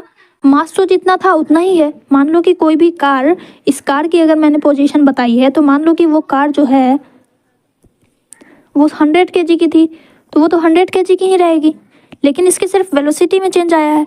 तो मास नहीं बदलेगा, लेकिन इसकी वेलोसिटी चेंज होने से इसके मोमेंटम भी चेंज हो जाएगा। नहीं समझे? देखो, इनिशियल जो वेलोसिटी है वो 0 है और मास कितना है? 100 kg। तो फाइनल इनिशियल मोमेंटम अगर आप निकालो PI, तो वो कितना हो जाएगा? 100 into 0 is equal to 0 metre, 0 kg metre पर सेकंड। ये है इनिशियल मोमेंटम। इसी तरह से फाइनल मोमेंटम अगर आप निकालो PF is equal to 100 kg, mass तो उतना ही है, वेलोसिटी कितना है? 5, तो ये कितना हो जाएगा? 500 kg मीटर पर सेकंड। तो आपने देखा कि इनिशियल मोमेंटम है 0 kg और फाइनल मोमेंटम हो गया 500 kg। तो मोमेंटम में कितना का चेंज आया वो हम कैसे निकालेंगे? फाइनल मोमेंटम में से इनिशियल मोमेंटम को माइनस कर देंगे, तो ये हो जाएगा 500 minus 0 equal to mv minus mu, है ना। Final velocity mass into final velocity minus mass into initial velocity. Okay, so that is mention here के चेंज इन मोमेंटम p, इसको डेल्टा p से लिखेंगे। हम पहले ही बता दिए थे कि चेंज को कैसे लिखा जाता है, डेल्टा से डिनोट किया जाता है। तो change in momentum is equal to final momentum minus initial momentum is equal to m into final velocity minus m into initial velocity. यानी कि मास चेंज नहीं होता है, सिर्फ उसकी वेलोसिटी में चेंज आएगा, जिसकी वजह से मोमेंटम चेंज होगा। Okay, since the force applied on an object changes its velocity, it is clear that force also produces a change of momentum. Force come apply हो रहा है तो उसकी वेलोसिटी स्लो रहेगी, और फोर्स ज़्यादा अप्लाई करेंगे तो वेलोसिटी इंक्रीज हो जाएगी। यानी कि फोर्स अप्लाई करने से वेलोसिटी में चेंज आता है, तो इस बात से ये क्लियर होता है कि फोर्स अप्लाई करने से मोमेंटम भी चेंज होगा। इस बात से हमें दो रिलेशन भी पता चल रहा है कि force is directly proportional to velocity and force is directly proportional to momentum. Force ज़्यादा तो मोमेंटम भी ज़्यादा चेंज आएगा, जितनी ही ज़्यादा वेलोसिटी चेंज होगी उतना ही ज़्यादा उसका मोमेंटम भी चेंज होगा। ठीक है, तो इस तरह से हम किसी भी ऑब्जेक्ट का चेंज इन मोमेंटम निकाल सकते हैं। ठीक है, आई होप आप सभी को समझ में आ गया होगा। अब देखो, The force necessary to change the momentum of an object depends on the time rate at which the momentum is changed. किसी भी ऑब्जेक्ट की मोमेंटम को चेंज करने के लिए जो फोर्स जरूरी होता है वो टाइम रेट पर भी डिपेंड करता है। कैसे करता है आइए समझते हैं। देखिए, अगर आपने कभी कभी देखा होगा कि जब कार की बैटरी डेड हो जाती है तो उसे पीछे से धक्का दिया जाता है उसे एक्सेलरेट कराने के लिए, ताकि वो चालू हो सके, स्टार्ट हो सके। तो इस सिचुएशन में दो केस बनता है। एक तो ये कि अगर एक पर्सन इसे सडनली पुश करता है तो ऑटो मुश्किल से स्टार्ट होती है। क्यों? क्योंकि इस कंडीशन में क्या होगा कि वेलोसिटी हाई से एकदम से जीरो पे आ जाएगी, है ना। इसने पुश किया, जब पुश किया तो उस टाइम में इसकी वेलोसिटी बहुत हाई थी, और डायरेक्ट धक्का देकर के छोड़ दिया तो वेलोसिटी एकदम लो हो गई, है ना। सपोज करो कि जब इसने धक्का दिया, इनिशियल वेलोसिटी वो थी 10 मीटर पर सेकंड, और डायरेक्ट इसने छोड़ दिया तो इसकी फाइनल वेलोसिटी जो हो गई वो हो गई 0 मीटर पर सेकंड, है ना। तो इस कंडीशन में टाइम तो कम लगा, टाइम जो है वो कम लगा, लेकिन फोर्स क्या हुआ, अब ज्यादा अप्लाई हुआ। इस कंडीशन में टाइम कम, फोर्स ज्यादा अप्लाई हुआ। एक ही बार में 10 मीटर पर सेकंड का उसने वेलोसिटी दिया और उसके बाद छोड़ दिया। तो अगर आप इसका चेंज इन मोमेंटम निकालोगे तो वो क्या हो जाएगा, M v minus M you. M भी कितना है, 0 हो जाएगा। मान लेते हैं कि एम इज इक्वल टू है 1 kg, ठीक है। तो 1 इंटू 0 0 माइनस इनिशियल कितना है 10, तो ये हो जाएगा 10 kg मीटर पर सेकंड, राइट। ये एक केस। अब दूसरे केस को समझो। जब यही पर्सन उस ऑटो को धीरे धीरे कंटिन्यूअसली थोड़ी देर तक पुश करता है, तो धीरे धीरे पुश कर रहा है, फोर्स भी कम लग रहा है। जाहिर सी बात है, अगर आप किसी चीज़ को जोर से धक्का दोगे तो ज़्यादा फोर्स लगेगा, धीरे धीरे दोगे तो कम फोर्स लगेगा। तो यहाँ पे सेकंड कंडीशन की अगर हम बात करते हैं, सेकंड केस की, तो इसमें फोर्स भी कम लग रहा है, टाइम ज़्यादा लग रहा है क्योंकि ज़्यादा देर तक अप्लाई हो रहा है ना, और फोर्स कम लग रहा है, टाइम ज़्यादा लग रहा है। तो इस कंडीशन में जब आप चेंज इन मोमेंटम निकालोगे, मान लो कि ये वेलोसिटी इसकी जो है 10, इसने 10 मीटर पर सेकंड की वेलोसिटी से इसे धक्का दिया, और धीरे धीरे करते करते इसकी वेलोसिटी जो है वो डायरेक्ट 0 पे नहीं आई, धीरे धीरे आ रही है। दैट मीन्स के इसकी वेलोसिटी 5 मीटर पर सेकंड पे आई। उसके बाद फिर ये रुका, फिर धक्का दिया, तो तब जाकर के 0 पे आई। तो इसमें जो वेलोसिटी में चेंज आएगा, इसकी जो मोमेंटम होगी वो क्या हो जाएगी, change in momentum is equal to M भी कितना है 5 है, 5 माइनस 10 इज इक्वल टू कितना आ रहा है, माइनस, यहाँ पे भी माइनस होगा, माइनस 5 kg मीटर पर सेकंड। तो देखो, जब ज़्यादा फोर्स अप्लाई हुआ तो मोमेंटम भी ज़्यादा हुआ, जब कम फोर्स अप्लाई हुआ तो मोमेंटम भी कम हुआ, कम चेंज हुआ। तो फोर्स अप्लाई करने से चेंज इन मोमेंटम पे भी इफेक्ट पड़ता है। इस कंडीशन से, इन दो केस से, ये हमने देखा था फर्स्ट केस और ये हमने देखा सेकंड केस। तो फर्स्ट केस से हमें इन दोनों ही केस को अगर आपको गौर करो तो आपको दो रिलेशन यहाँ पे बात पता चल रहा है, दो बातें यहाँ से क्लियर हो रही हैं। एक क्या कि फोर्स कम तो टाइम ज़्यादा, और टाइम कम तो फोर्स कम। दैट मीन्स के force is indirectly proportional to time. ये एक बात पता चली, ओके, फर्स्ट इक्वेशन। सेकंड बात हमें ये पता चली कि ज़्यादा फोर्स अप्लाई करने से मोमेंटम में ज़्यादा चेंज आता है, कम फोर्स अप्लाई करने से मोमेंटम में कम चेंज आता है। दैट मीन्स कि force is directly proportional to change in momentum. ये दो बातें हमें पता चली।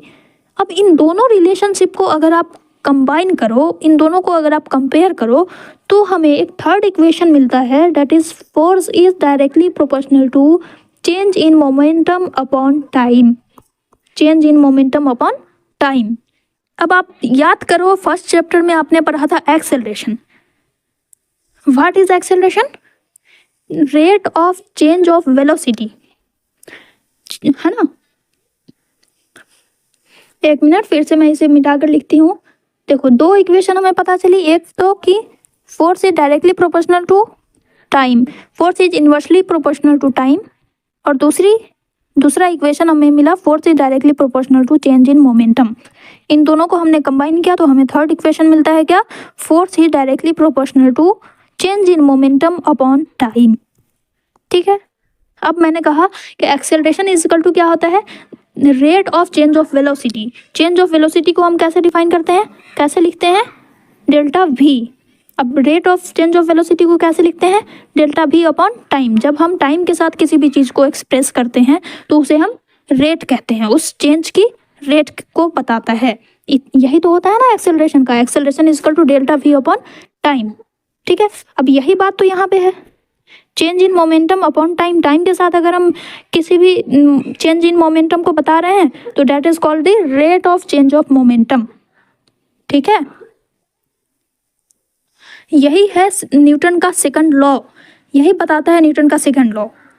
अब एज वी नो, हम जानते हैं कि डेल्टा p यानी कि चेंज इन मोमेंटम क्या होता है। अभी हमने देखा कि m v minus M u, that means m into भी माइनस यू, राइट। अब देखो भी माइनस यू क्या होता है, ये क्या है, चेंज इन वेलोसिटी, यही तो है ना, चेंज इन वेलोसिटी है। अब यहाँ पे टी लिखा हुआ है तो इसको अगर हम इस तरह से लिखें, force is directly proportional to delta p के जगह पर अगर हम इसे पुट कर देते हैं एम इंटू भी माइनस यू अपॉन टी।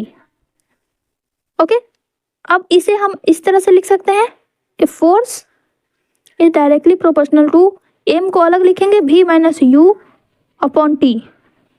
अब आप देखो कि v माइनस यू यानी change in velocity upon t, इसी को तो एक्सेलरेशन कहा जाता है। तो v minus you upon T को हम a से रिप्लेस कर देंगे तो क्या हो जाएगा, ये क्या हो जाएगा, यहाँ पे लिख देते हैं force is directly proportional to M a. ये इक्वेशन मिला हमें, force is directly proportional to M a. अब इस प्रोपोर्शनलिटी साइन को, है ना, यहाँ पे मैं लिख रही हूँ इसे, force is directly proportional to M A.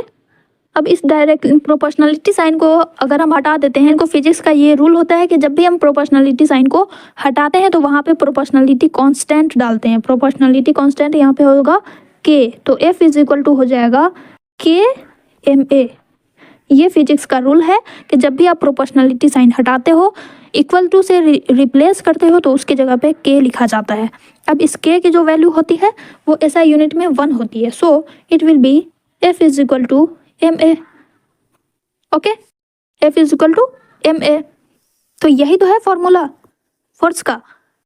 ठीक है, ये है न्यूटन का second law, force is directly proportional to the rate of change in momentum. Rate of change in momentum, ये है चेंज इन मोमेंटम और ये है rate of change in momentum. जब भी हम टाइम के साथ अगर किसी चीज़ को डिनोट करते हैं तो वो रेट बताता है उस चेंज की। ठीक है, तो ये है न्यूटन का सेकंड लॉ और इस न्यूटन के सेकंड लॉ से ही हमें ये फॉर्मूला फाइंड हुआ कि F is equal to M a, यानी कि फोर्स जो है वो मास एंड एक्सेलरेशन का भी डायरेक्टली प्रोपोर्शनल होता है। तो इस तरह से न्यूटन के सेकंड लॉ से हमें ये पता चलता है कि force is directly proportional to the mass and acceleration of the object.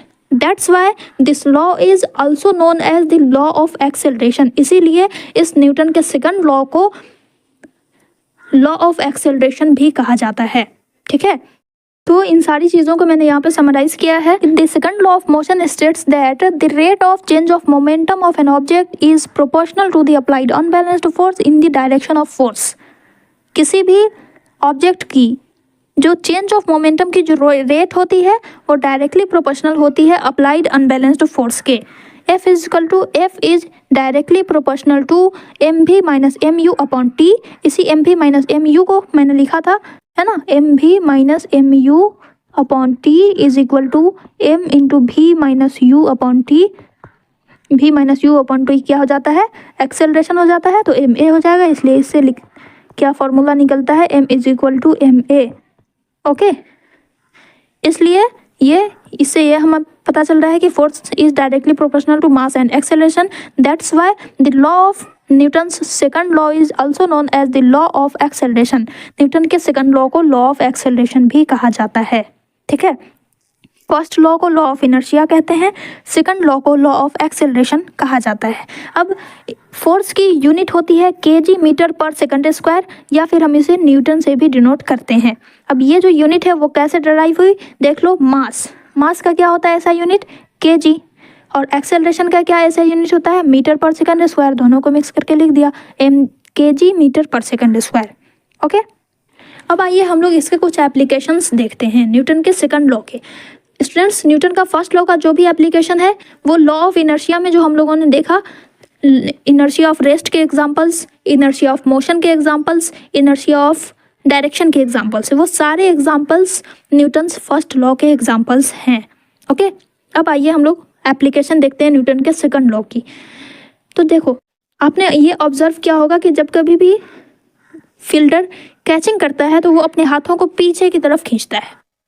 तो ये अपने हाथों को पीछे की तरफ खींचता है, ऐसा क्यों करता है? ताकि इसके जो हाथों पे डायरेक्ट चोट नहीं पहुंचे, है ना। क्रिकेट मैच में फील्डर जब बॉल कैच करता है तो बॉल कैच करने के साथ साथ वो अपने हाथ को बैकवर्ड पुल करता है ताकि उस फास्ट मूविंग बॉल की जो वेलोसिटी है वो धीरे धीरे डिक्रीज हो सके, जिससे कि चेंज ऑफ मोमेंटम भी कम होगा। वेलोसिटी जब डिक्रीज होगी तो फोर्स कम लगेगा, और जब फोर्स कम लगेगा तो चेंज ऑफ मोमेंटम भी कम होगा। उस बॉल का इम्पैक्ट जो है वो भी कम पड़ेगा, जिसकी वजह से उस फील्डर को हार्म नहीं पहुंचेगा, है ना। लेकिन अगर सडनली कैच करेगा तो उसकी जो हाई वेलोसिटी है वो सडनली जीरो हो जाएगी ना। अगर कोई बॉल हाई वेलोसिटी के साथ आ रही है, 10 मीटर पर सेकंड की स्पीड से अगर कोई बॉल आ रही है और वो डायरेक्ट उसको कैच कर लेता है तो इसकी वेलोसिटी डायरेक्ट जीरो पे डिक्रीज हो जाएगी, जिसकी वजह से फोर्स ज़्यादा एक्सर्ट होगा और उसके पाम को हर्ट पहुंच सकता है। इस वजह से वो अपने हाथों को पीछे की तरफ खींचता है ताकि 10 मीटर से ये पहले 5 मीटर पर सेकंड पे आए और तब जाकर के जीरो पे आए। उसकी वेलोसिटी को धीरे धीरे डिक्रीज करने के लिए वो अपने हाथों को पीछे की तरफ खींचता है, जिसकी वजह से उसके चेंज इन मोमेंटम में कमी आएगी, और चेंज इन मोमेंटम जब कम होगा तो फोर्स भी कम एक्सर्ट होगा।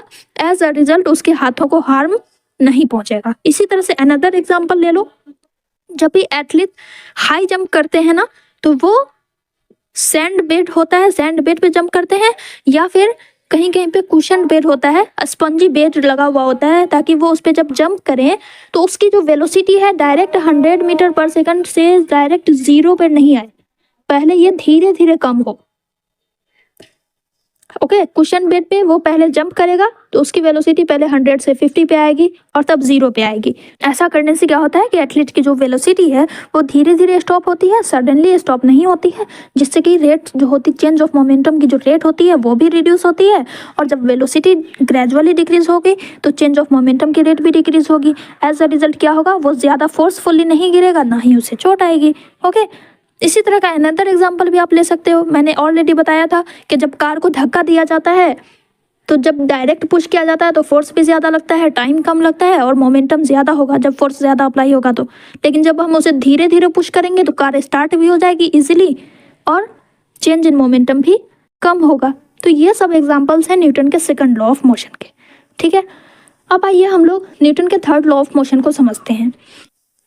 स्टूडेंट्स, क्या आपने कभी ऑब्जर्व किया है कि हम एक स्मूथ सरफेस पर भी वॉक कर पाते हैं, रेस्ट से मोशन में आ जाते हैं? ऐसा कैसे होता है? तो एक्चुअली जब हम अपने पैरों से अर्थ पर फोर्स एक्सर्ट करते हैं, जैसा कि मैंने स्टार्टिंग में बताया था फ्रिक्शन समझाते समय, कि जब भी हम अपने पैरों से अर्थ पे फोर्स एक्सर्ट करते हैं तो बदले में अर्थ भी, ये जो ग्राउंड है वो भी हमारे पैरों पे फ्रिक्शन फोर्स एक्सर्ट करती है। एज अ रिजल्ट हमारा जो पैर है वो आगे की तरफ पुश हो जाता है और हम चल पाते हैं। सिमिलरली आप यहाँ पर देखो, अगर किसी दो स्प्रिंग को, बैलेंस को इस तरह से कनेक्ट करके उसका एक साइड वॉल से कनेक्ट कर दिया जाता है और दूसरा साइड हम अपने हाथों से अगर पकड़े रहते हैं और इसे हम अपने फिंगर से, उस पर फिंगर से पकड़ कर अगर हम इसे खींचते हैं कुछ इस तरह से, तो क्या होता है कि हमारे फिंगर से इस पर फोर्स अप्लाई हो रहा है ना। ये बैलेंस ए है और ये बैलेंस बी है।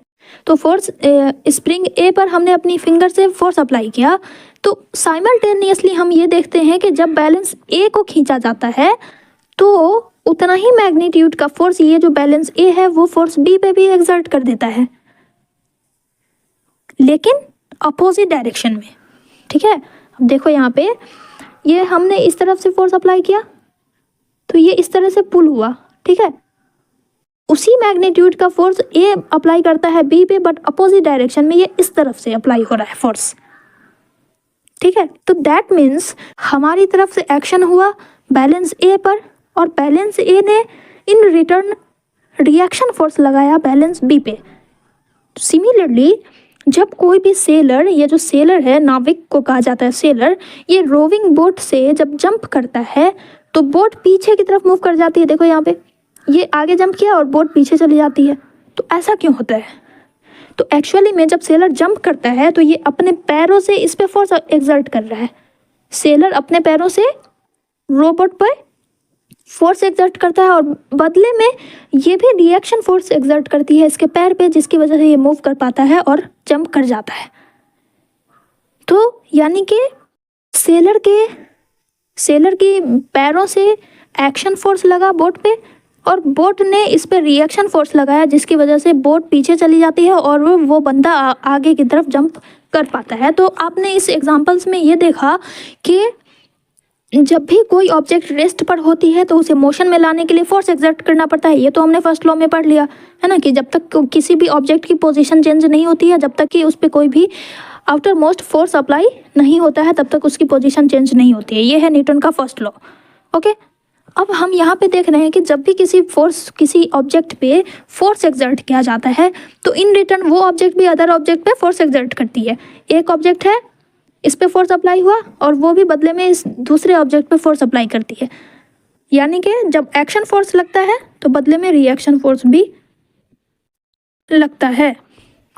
ओके, यही बताता है न्यूटन का third law. It states that when an object exerts a force on another object, जब कोई ऑब्जेक्ट दूसरे ऑब्जेक्ट पर फोर्स एक्सर्ट करती है तो दूसरा ऑब्जेक्ट भी साइमल्टेनियसली पहले वाले पे फोर्स एक्सर्ट करता है। यही है न्यूटन का third law of motion.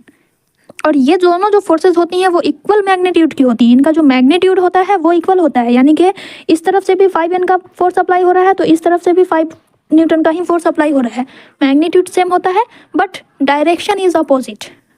These two forces are always equal in magnitude but opposite in direction. Magnitude same होगा लेकिन डायरेक्शन अलग अलग होती है।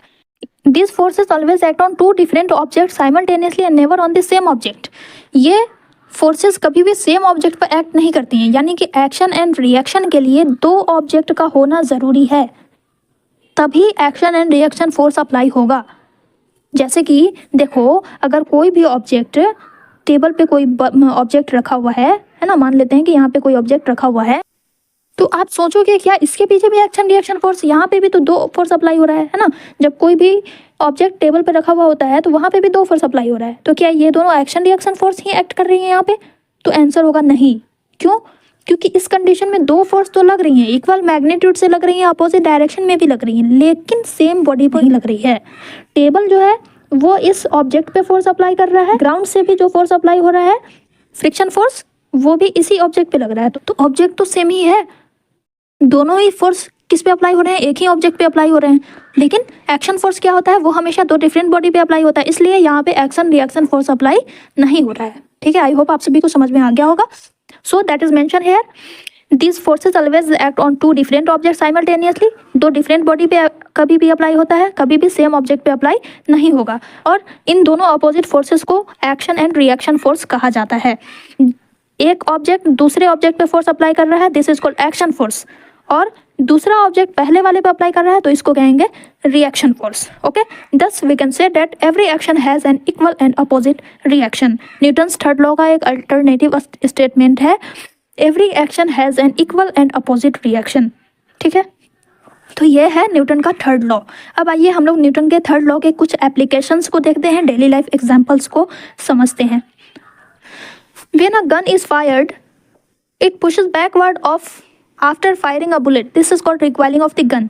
जब भी गन फायरिंग की जाती है, यहाँ पे आप गौर करो अगर कि इसने फायरिंग की, उसके बाद आप देख रहे हो कि ये जो गन है वो ऊपर की तरफ थोड़ा सा मूव हो जाती है, बैक हो जाती है, बैकवर्ड डायरेक्शन में ये मूव कर रही है। ज़रा गौर से देखो इसे, जैसे ही इसने बुलेट छोड़ा है ना, जैसे ही इसने फायरिंग की, ये गन ऊपर की तरफ जाएगी। अभी ये इस स्टेट में थी, अब देखो यहाँ चली गई, इतना का डिफरेंस हुआ। यहाँ पर से फायरिंग हुई है ना, यहाँ से फायरिंग हो रही है और ये खींच कर चली जाती है यहाँ।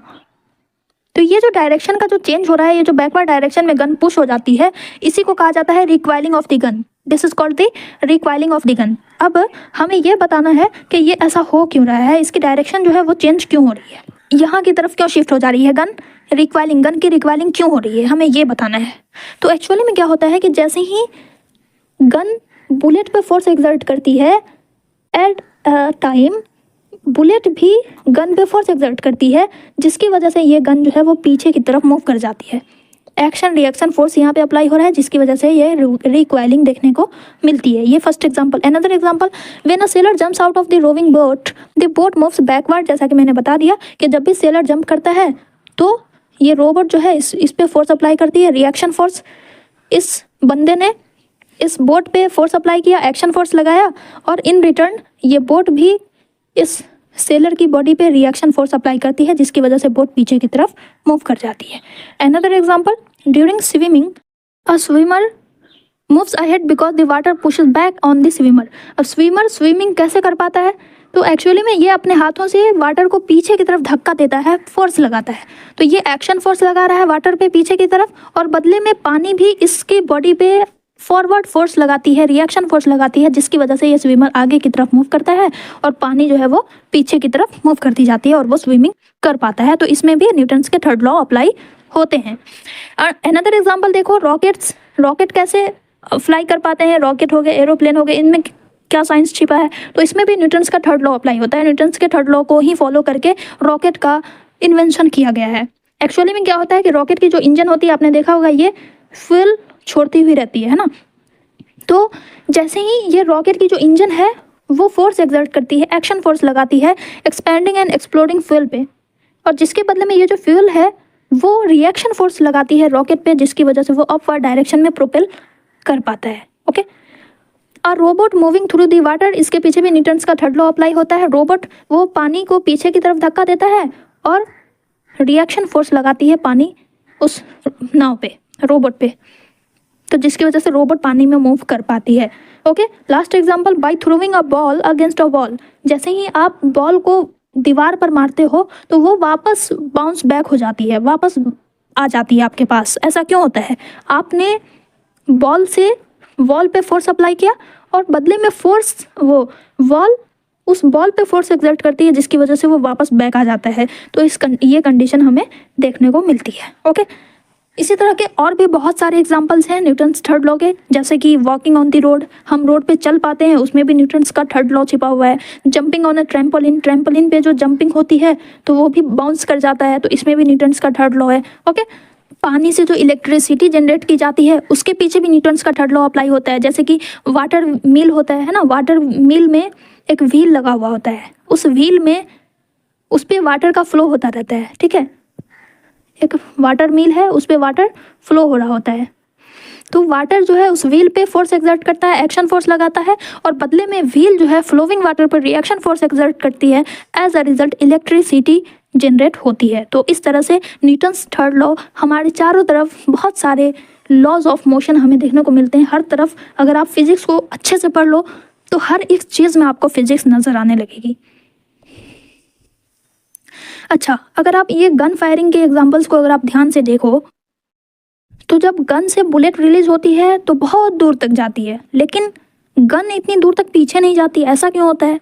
बिकॉज गन का मास बुलेट के कंपैरिजन में कई गुना ज़्यादा होता है, बहुत हैवी होता है गन बुलेट के कंपैरिजन में, जिसकी वजह से क्या होता है कि ये थोड़ी ही दूर पे पीछे की तरफ जा पाता है, लेकिन बुलेट का मास बहुत ही कम होता है, इसलिए वह ज़्यादा दूर तक जा पाती है। एज वी नो कि force is equal to m into a, mass into acceleration. तो जिस ऑब्जेक्ट का मास ज़्यादा होता है उसका एक्सेलरेशन स्लो होता है as compare to less heavier object. Okay, तो यही वजह होती है कि जब हम गन फायरिंग करते हैं तो बुलेट बहुत दूर तक जाती है, बट ये जो गन है वो थोड़ा सा पीछे होती है। ओके, अच्छा, एक और एग्जांपल आप सभी ने ऑब्जर्व किया होगा कि जब कभी भी आप बैलून में एयर फिल कर रहे होते हो, जब कोई बलून्स है उसमें जब आप एयर फिल कर रहे होते हो और अचानक से ये आपके हाथों से छूट जाती है और इसका जो मुंह है वो खुला रह जाता है, तो आपने ऑब्जर्व किया होगा कि वो गोल गोल घूमता हुआ नीचे जाकर के गिर जाता है। ऐसा क्यों होता है? इधर उधर उड़ने लगता है, ऐसा क्यों होता है? तो एक्चुअली में क्या होता है ना कि जब भी बलून में हवा भरी हुई होती है और उसका मुंह खुला हुआ होता है तो बलून उस एयर पे फोर्स एक्सर्ट करती है। ओके, ये जो बलून है ये इसके अंदर जो हवा भरी हुई है उस पर फोर्स एक्सर्ट करती है, जिसकी वजह से वो जो हवा है बाहर निकलना स्टार्ट हो जाती है, एंड इन रिटर्न वो एयर भी बैलून पे फोर्स एक्सर्ट करता है, जिसकी वजह से वो इधर उधर फ्लाई करने लगता है, और जैसे ही हवा ख़त्म होती है वो अचानक से ज़मीन पे आकर के गिर जाता है, उसे ग्रेविटेशनल फोर्स अपनी तरफ खींच लेती है। ठीक है, तो ऐसे ही बहुत सारे एग्जाम्पल्स हैं। होपफुली आप अब आपने न्यूटन्स के सभी 3 लॉज को अच्छे से समझ लिया होगा। न्यूटन्स का फर्स्ट लॉ हमें क्या बताता है कि कोई भी ऑब्जेक्ट जो रेस्ट पे है वो रेस्ट पे ही रहना चाहती है, और जो ऑब्जेक्ट मोशन पे है वो मोशन में ही रहना चाहती है। सेकंड लॉ हमें बताता है लॉ ऑफ एक्सेलरेशन, यानी कि मास के साथ साथ एक्सेलरेशन पर भी फोर्स डिपेंड करता है। Force is equal to mass into acceleration, ये हमें मैथमेटिकल फॉर्मूला देती है second law of Newton. Okay, third law हमें ये बताती है कि किसी भी ऑब्जेक्ट पे जब एक्शन फोर्स अप्लाई होता है तो वो भी दूसरे ऑब्जेक्ट पे रिएक्शन फोर्स अप्लाई करती है। ठीक है, तो आई होप आप सभी को न्यूटन्स के ऑल 3 लॉज अच्छे से समझ में आ गए होंगे और इनसे आने वाले सारे क्वेश्चंस को आप बखूबी डील कर सकते हो। बस आपको ये ध्यान रखना है कि इन लॉज से जो क्वेश्चन आएंगे ना वो इन डेली लाइफ एग्जाम्पल्स पर ही बेस्ड होंगे, तो इन एग्जाम्पल्स को आपको अच्छे से ध्यान में रखना है। इस तरह का क्वेश्चन पूछा जा सकता है आपसे कि how robot moving through the water, how we walks on the road, why we move backward when a car suddenly start, है ना, इस तरह का क्वेश्चन पूछा जाएगा आपसे। ठीक है, इन एग्जाम्पल्स पर बेस्ड क्वेश्चन पूछे जाएंगे इस चैप्टर से बेसिकली। तो आपको इस एग्जाम्पल्स को अच्छी तरह से ध्यान में रखना है, कंसेप्ट्स याद रखने हैं, कब कौन सा लॉ अप्लाई हो रहा है ये ध्यान में रखना है। ओके, और कोई भी लॉ से रिलेटेड अगर क्वेश्चंस आते हैं तो सबसे पहले आपको लॉ को डिफाइन करना है कि ये लॉ क्या कहता है, और फिर आप उसका रीज़न एक्सप्लेन करोगे। पहले लॉ को डिफाइन करोगे और देन जो भी एग्जांपल्स दिए हुए हैं उसे आप प्रूव करोगे, उसका रीज़न एक्सप्लेन करोगे। ओके, एक बात और कि जब कभी भी न्यूटन्स थर्ड लॉ से रिलेटेड क्वेश्चन आए तो इसमें आपको एक्शन एंड रिएक्शन फोर्स का ध्यान रखना है कि किस तरफ से एक्शन फोर्स अप्लाई हो रहा है और किस तरफ से रिएक्शन फोर्स अप्लाई हो रहा है। तो इसमें एक बात आपको और ध्यान में रखनी है कि एक्शन फोर्स को हम किस तरह से डिनोट करेंगे, रिएक्शन फोर्स को किस तरह से डिनोट करेंगे। अगर सपोज करो कि ऑब्जेक्ट ए ने बी पे फोर्स एक्सर्ट किया, एक्शन फोर्स, और बदले में बी ने ए पे रिएक्शन फोर्स एक्सर्ट किया, तो एक्शन फोर्स को आप कैसे लिखोगे, एफ बी ए, यानी कि force on b due to a, force on b due to a. Action force को हम इस तरह से डिनोट करेंगे और रिएक्शन फोर्स को लिखेंगे एफ ए बी, यानी कि force on A due to B, force on A due to B, है ना, ये है ना रिएक्शन फोर्स। बी ने लगाया ए पे, ए पर, तो फोर्स ऑन ए किसके थ्रू, बी के थ्रू, ड्यू टू बी। तो इस तरह से लिखना है, उल्टा लिखना है। ठीक है, जिस पर फोर्स लग रहा है उसे पहले लिखेंगे और जिसके द्वारा लग रहा है उसको बाद में लिखेंगे, ये याद रखना है, वरना आपके मार्क्स कट सकते हैं, क्योंकि एग्जामिनर तो वही समझेगा ना जो आप लिखोगे। तो अगर आप एफ बी ए की जगह पे एफ ए बी लिख देते हो तो उसको तो यही समझ में आएगा कि बच्चे ने क्वेश्चन ही नहीं समझा है, वो गलत आंसर करके आ गया है ना, और इस वजह से आपका मार्क्स कट जाएगा। लेकिन आपने तो सही लिखा, बस लिखने में गलती होगी। तो ये चीज़ आपको ध्यान में रखना है कि अगर आप एफ ए बी लिखना चाह रहे हो लेकिन गलती से एफ बी ए लिख दिए तो आंसर ही गलत हो जाएगा, है ना। तो चलिए, बस इन्हीं सारी बातों का आपको ध्यान में रखना है एग्जाम्स में। न्यूटन्स के जितने भी लॉज हैं, 3 laws, first law, second law, third law, इनके जो एप्लीकेशंस हैं उन्हें ध्यान में रखना है। जो कोई भी एप्लीकेशन अगर पूछा जाता है तो सबसे पहले हम न्यूटन्स के उस लॉ को में जो स्टेटमेंट है उस स्टेटमेंट को डिफाइन करेंगे एंड देन उसके रीज़न को एक्सप्लेन करेंगे। ओके, और कुछ डायरेक्शन भी आप बना सकते हो, जैसे कि गन फायरिंग का अगर आपको एग्जाम में आ जाता है तो इधर आप लिख दोगे गन, और गन से बुलेट छोड़ी गई तो यहाँ पे आप बुलेट बना देते हो। कुछ इस तरह से अगर आप डायग्राम बना लेते हो तो बहुत ही अच्छा मार्क्स आपको आ सकता है। ओके,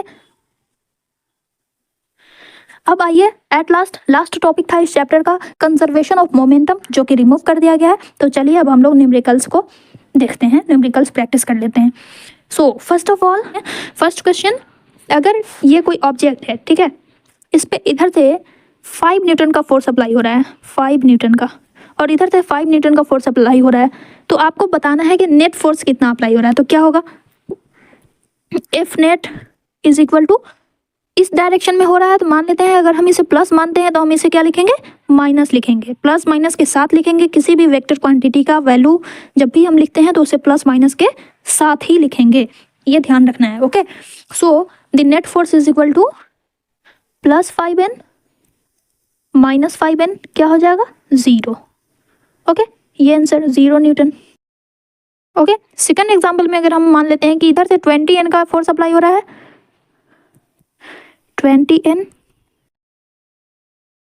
और इधर से 40n का अप्लाई हो रहा है, और इधर से एक और फोर्स अप्लाई हो रहा है 2x, तो आपको नेट फोर्स निकालना है, एफ नेट क्या हो जाएगा। तो क्या करना है, हमें दोनों को जोड़ देना है प्लस माइनस के साथ। इधर से प्लस मान लो, ये दोनों प्लस वैल्यू है और इधर माइनस वैल्यू, ठीक है।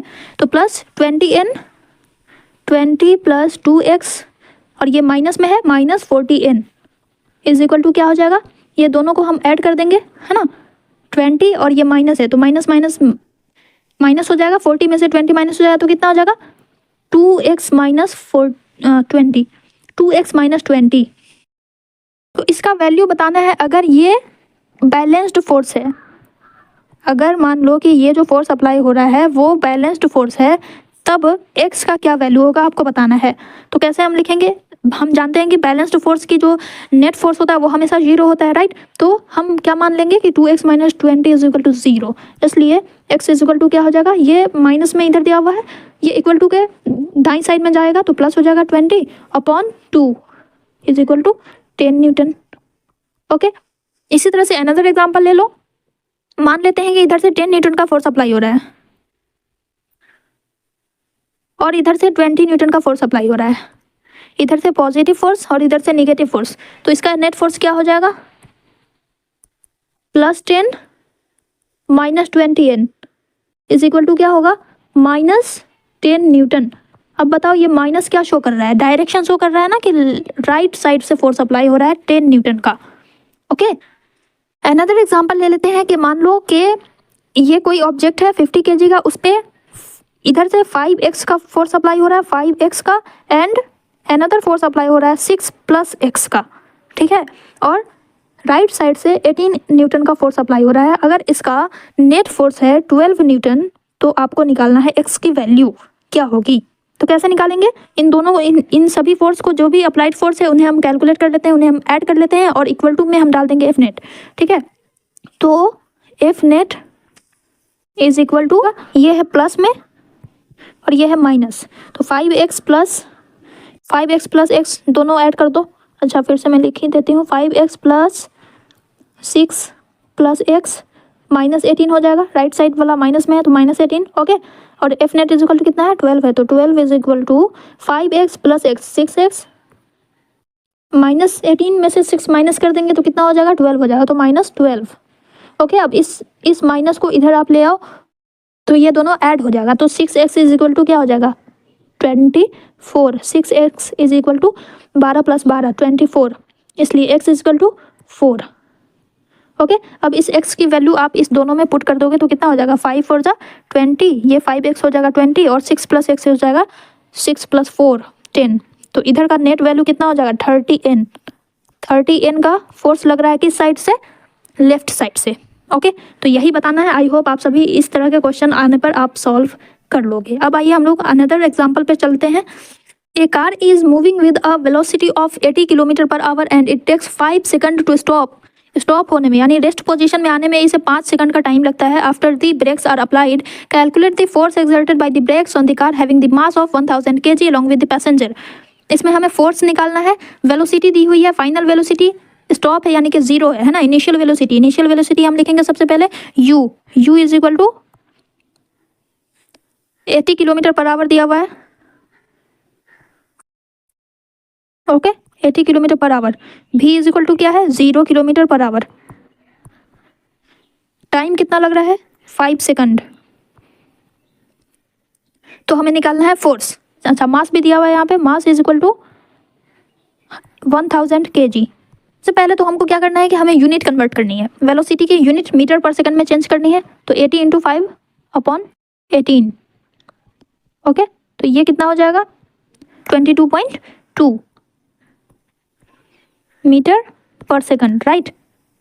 0 है, ये फाइनल वेलोसिटी 0 है तो इसे कन्वर्ट करने की कोई ज़रूरत नहीं है। अब देखो, मास दिया हुआ है, एक्सेलरेशन निकालना है, तो एक्सेलरेशन निकालने के लिए हम अलग से एक्सेलरेशन निकाल करके टाइम वेस्ट नहीं करेंगे, डायरेक्ट हमें एक ही जगह पे v - u/t यूज़ कर लेना है और हमें फोर्स पता चल जाएगा। तो force is equal to mass into acceleration होता है, mass into acceleration, acceleration is equal to as we know v - u/t होता है, राइट।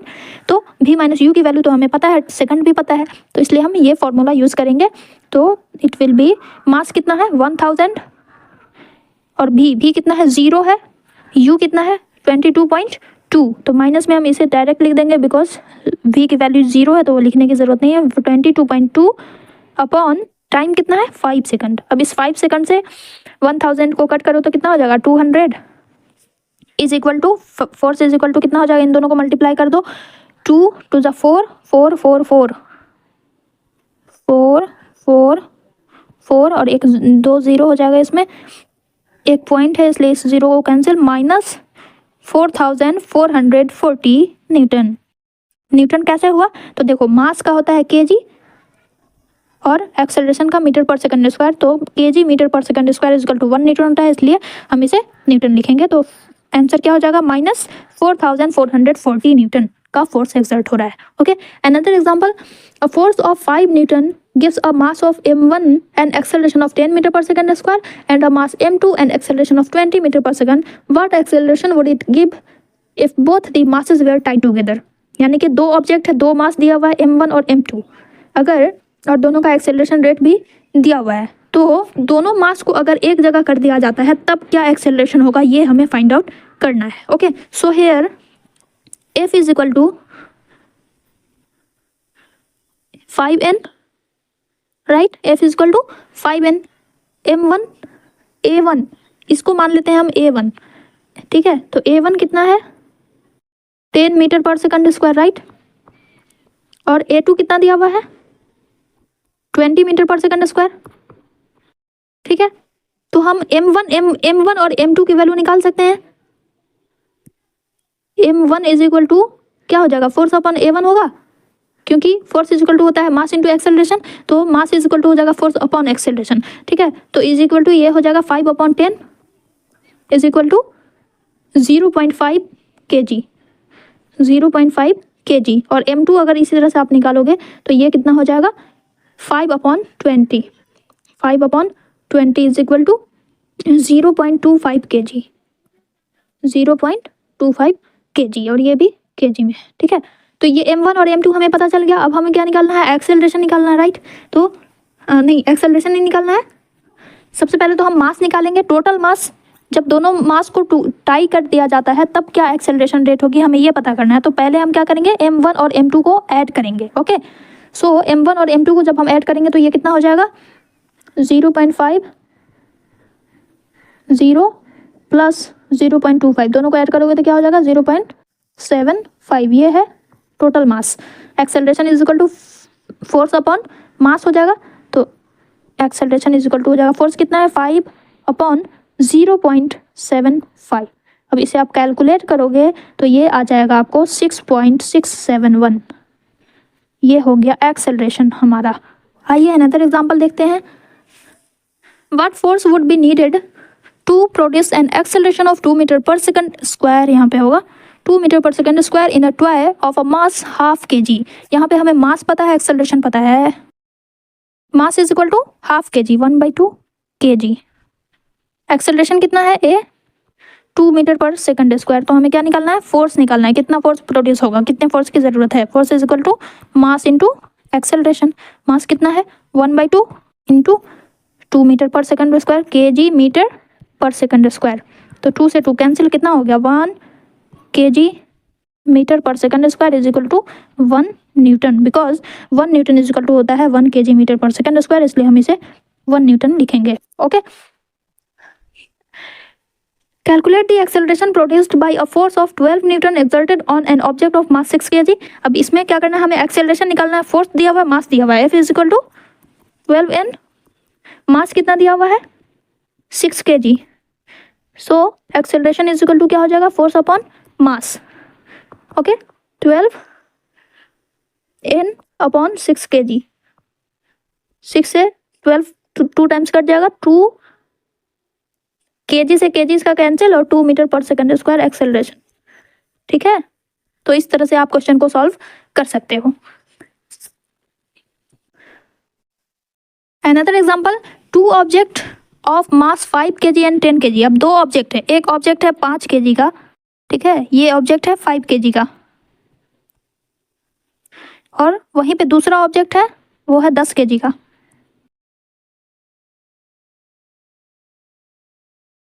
ये दोनों ऑब्जेक्ट रेस्ट पे है। Calculate the change in momentum and the force exerted. हमें 2 चीज फाइंड करनी है, एक तो चेंज इन मोमेंटम निकालना है, ठीक है, यहाँ पे मैं लिख रही हूँ चेंज इन मोमेंटम निकालना है, और दूसरा हमें फोर्स निकालना है। ये दोनों चीज हमें फाइंड करनी है। If the speed of the object 5 kg वाला जो ऑब्जेक्ट है उसकी स्पीड 5 सेकंड के बाद हो जाती है 10 मीटर पर सेकंड, यानी कि यहाँ पे इस ऑब्जेक्ट का अगर मैं लिखूँ तो यहाँ पे मास दिया हुआ है 5 kg,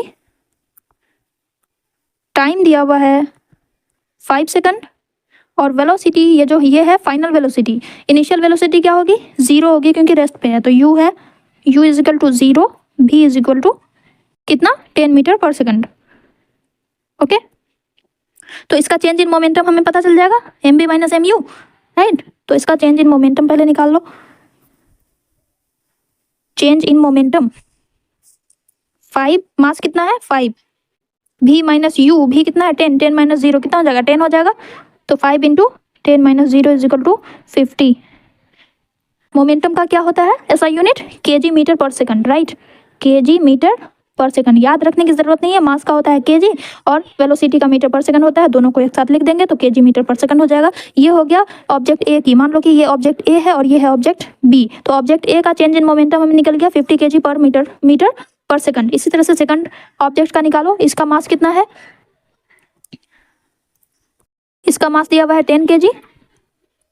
टाइम कितना लगता है इसको एक्सेलरेट करने में? 10 सेकंड का, ठीक है।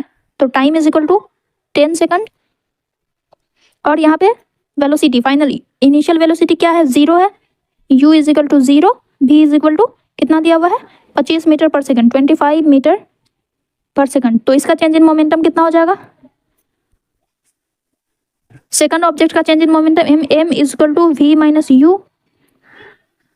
m कितना है? 10 kg है, इंटू v कितना है? 25 माइनस 0 इज इक्वल टू क्या हो जाएगा? 250 kg मीटर पर सेकंड। तो फर्स्ट ऑब्जेक्ट का चेंज इन मोमेंटम 50 kg पर मीटर पर सेकंड, एंड सेकंड ऑब्जेक्ट का चेंज इन मोमेंटम क्या है? 250 kg पर मीटर पर सेकंड। अब देखिए, जैसे कि हमने देखा था कि फोर्स, जब हमने न्यूटन के सेकंड लॉ को देखा तो हमने देखा कि force is directly proportional to change in momentum upon time. तो इससे ये फॉर्मूला भी हमें फाइंड होता है कि फोर्स इज इक्वल टू होता है change in momentum upon time, क्योंकि जब हम प्रोपोर्शनलिटी कांस्टेंट को हटाते हैं तो वहाँ पे हम देते हैं के कांस्टेंट, और के कांस्टेंट की वैल्यू होती है 1, तो दैट्स वाई ये फॉर्मूला ड्राइव होता है। तो यहाँ पे हमें चेंज इन मोमेंटम पता है, टाइम पता है, तो क्या हम फोर्स नहीं निकाल सकते? क्या हमें एक्सेलरेशन निकालने की ज़रूरत है?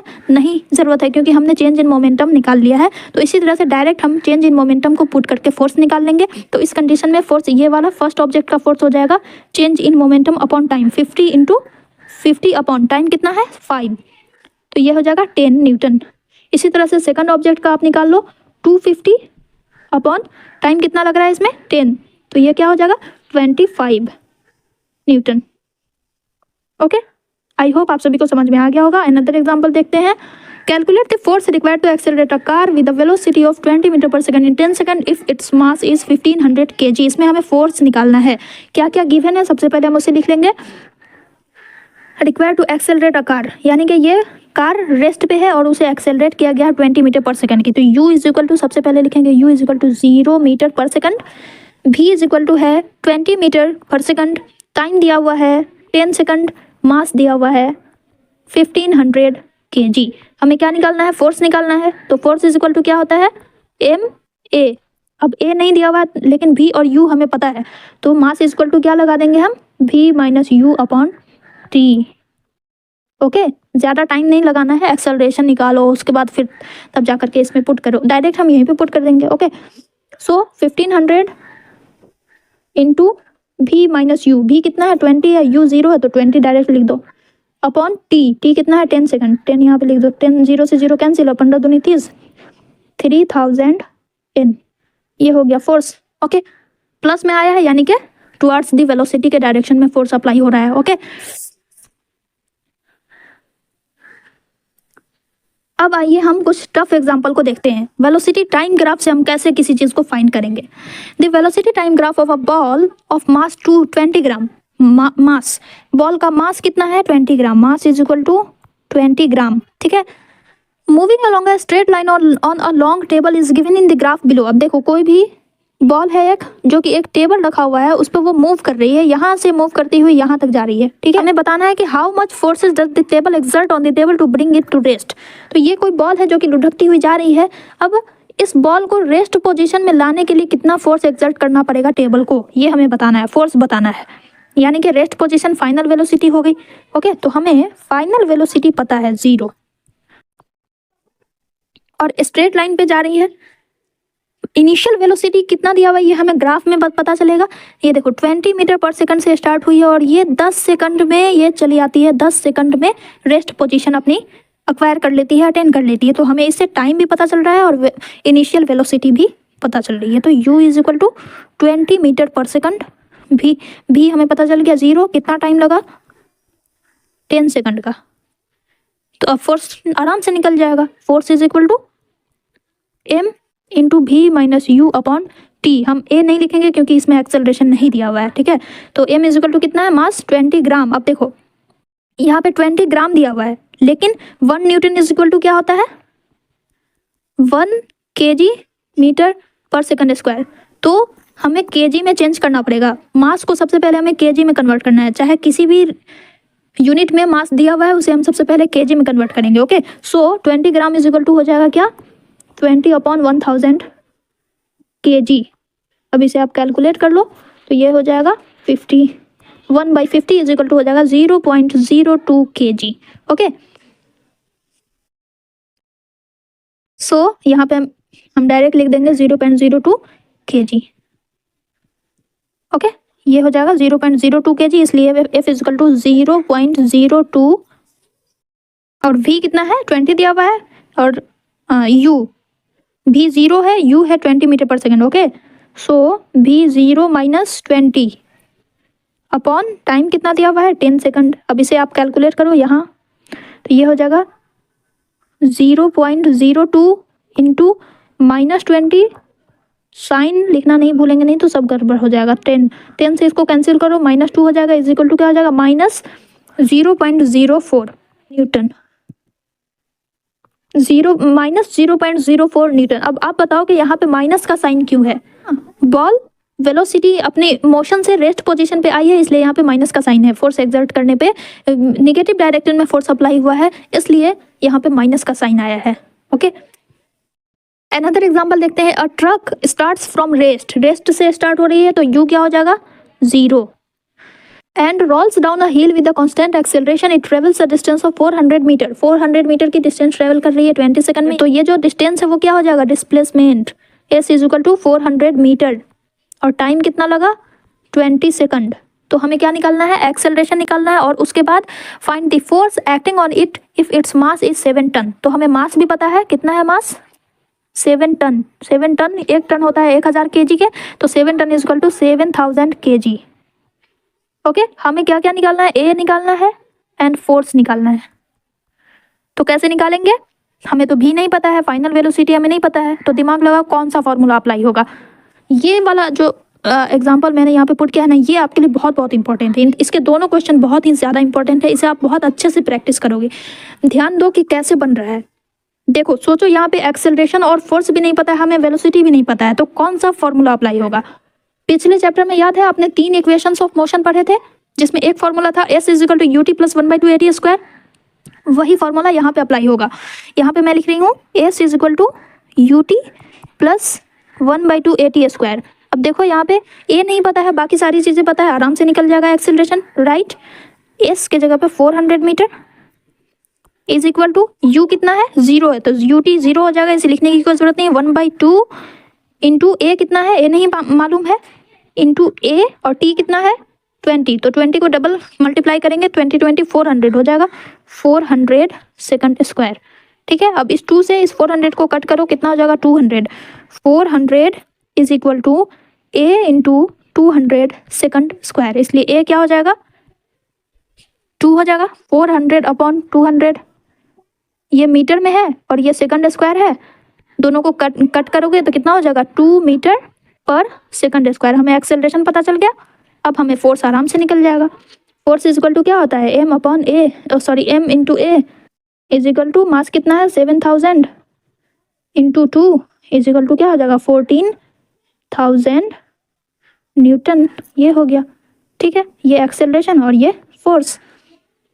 बस क्वेश्चन पढ़ने में टफ लगता है, लेकिन बनाने में कुछ भी नहीं होता है उसमें। अगर आप अच्छे से ध्यान से देखो क्या क्या चीज़ गिवन है, सबसे पहले आप उसे मेंशन कर दोगे। अगर यूनिट कन्वर्ट करनी है तो उस यूनिट को पहले कन्वर्ट कर लो एंड देन फॉर्मूला अप्लाई करना है, ठीक है। चलिए अनदर एग्जांपल देखते हैं। A stone of 1 kg is thrown with the velocity of 20 metre पर सेकंड। आप सोचो ये कौन सा इसमें कौन सा फॉर्मूला अप्लाई होने वाला है। स्टोन है जो कि फेंका जा रहा है नीचे से ऊपर की तरफ। तो याद करो ये मोशन चैप्टर में आपने पढ़ा था कि जब भी कोई चीज़ नीचे से ऊपर की तरफ फेंकी जाती है तो उसकी वेलोसिटी क्या होती है, जीरो नहीं होती है। लेकिन जब ऊपर से नीचे गिराया जाता है कोई भी चीज़ को तो उसकी वेलोसिटी, इनिशियल वेलोसिटी जीरो होती है। ये बात ध्यान रखना है। ओके, तो यहाँ पे मास दिया हुआ है 1 kg, m is equal to 1 kg, 20 metre पर सेकंड। ये इनिशियल वेलोसिटी है या फाइनल वेलोसिटी बताओ। थ्रो किया जा रहा है तो ये इनिशियल वेलोसिटी है, यानी कि u is equal to 20 metre पर सेकंड। ओके, और क्या क्या हमें पता है, हमें s पता है 50 मीटर। 50 मीटर की डिस्टेंस ये ट्रेवल करती है और comes to rest after travelling. उसके बाद ये फाइनल वेलोसिटी भी हमें पता है कि ये रेस्ट पे आ जाती है। तो v is equal to 0 and s displacement कितना है 50 मीटर। तो हमें क्या निकालना है, फोर्स निकालना है, force of friction between the stone and the ice. तो हमें फोर्स निकालना है F is equal to what. तो हम क्या निकालेंगे, सबसे पहले हमें एक्सेलरेशन निकालना है, हमें फ्रिक्शन फोर्स निकालना है। तो इसके लिए हमको एक्सेलरेशन पता करना होगा तभी फोर्स निकल पाएगा, because force is equal to ma होता है। ठीक है, तो इसके लिए हम कौन सा फॉर्मूला अप्लाई करेंगे, वही मोशन वाले चैप्टर का, 2as is equal to va square minus u square. तो स्टूडेंट्स आप सभी को मोशन चैप्टर के फॉर्मूला भी याद रखने होंगे, तभी आप इस चैप्टर के न्यूमेरिकल्स को सॉल्व कर पाओगे। 2as is equal to v square minus u square, और a इज इक्वल टू क्या हो जाएगा, v square minus u square upon 2s। अब v स्क्वायर कितना है, 0 है, तो 0 लिखने की जरूरत नहीं, माइनस u स्क्वायर लिखेंगे हम डायरेक्ट, माइनस माइनस, और u कितना है 20, 20 इंटू 20 अपॉन 2 इंटू s कितना है 50। तो ये क्या हो जाएगा, minus 400 upon 100 is equal to -4। ये -4 मीटर पर सेकंड स्क्वायर, राइट। ये हो गया एक्सेलरेशन। माइनस में क्यों आ रहा है, क्योंकि वेलोसिटी डिक्रीज हो रही है, वेलोसिटी डिसेलरेट हो रही है, इसलिए ये माइनस में आया है। थोड़ी अब हमें क्या निकालना है, फोर्स निकालना है। तो फोर्स इज इक्वल टू क्या होता है, m इंटू ए। एम कितना है 1 kg है, 1 इंटू -4 इज इक्वल टू क्या हो जाएगा, -4 न्यूटन। माइनस में क्यों साइन आ रहा है, क्योंकि फ्रिक्शनल फोर्स अप्लाई हो रहा है, और फ्रिक्शनल फोर्स जो होता है वो मोशन के डायरेक्शन के अपोजिट लगता है, इसलिए यहाँ पे माइनस का साइन है।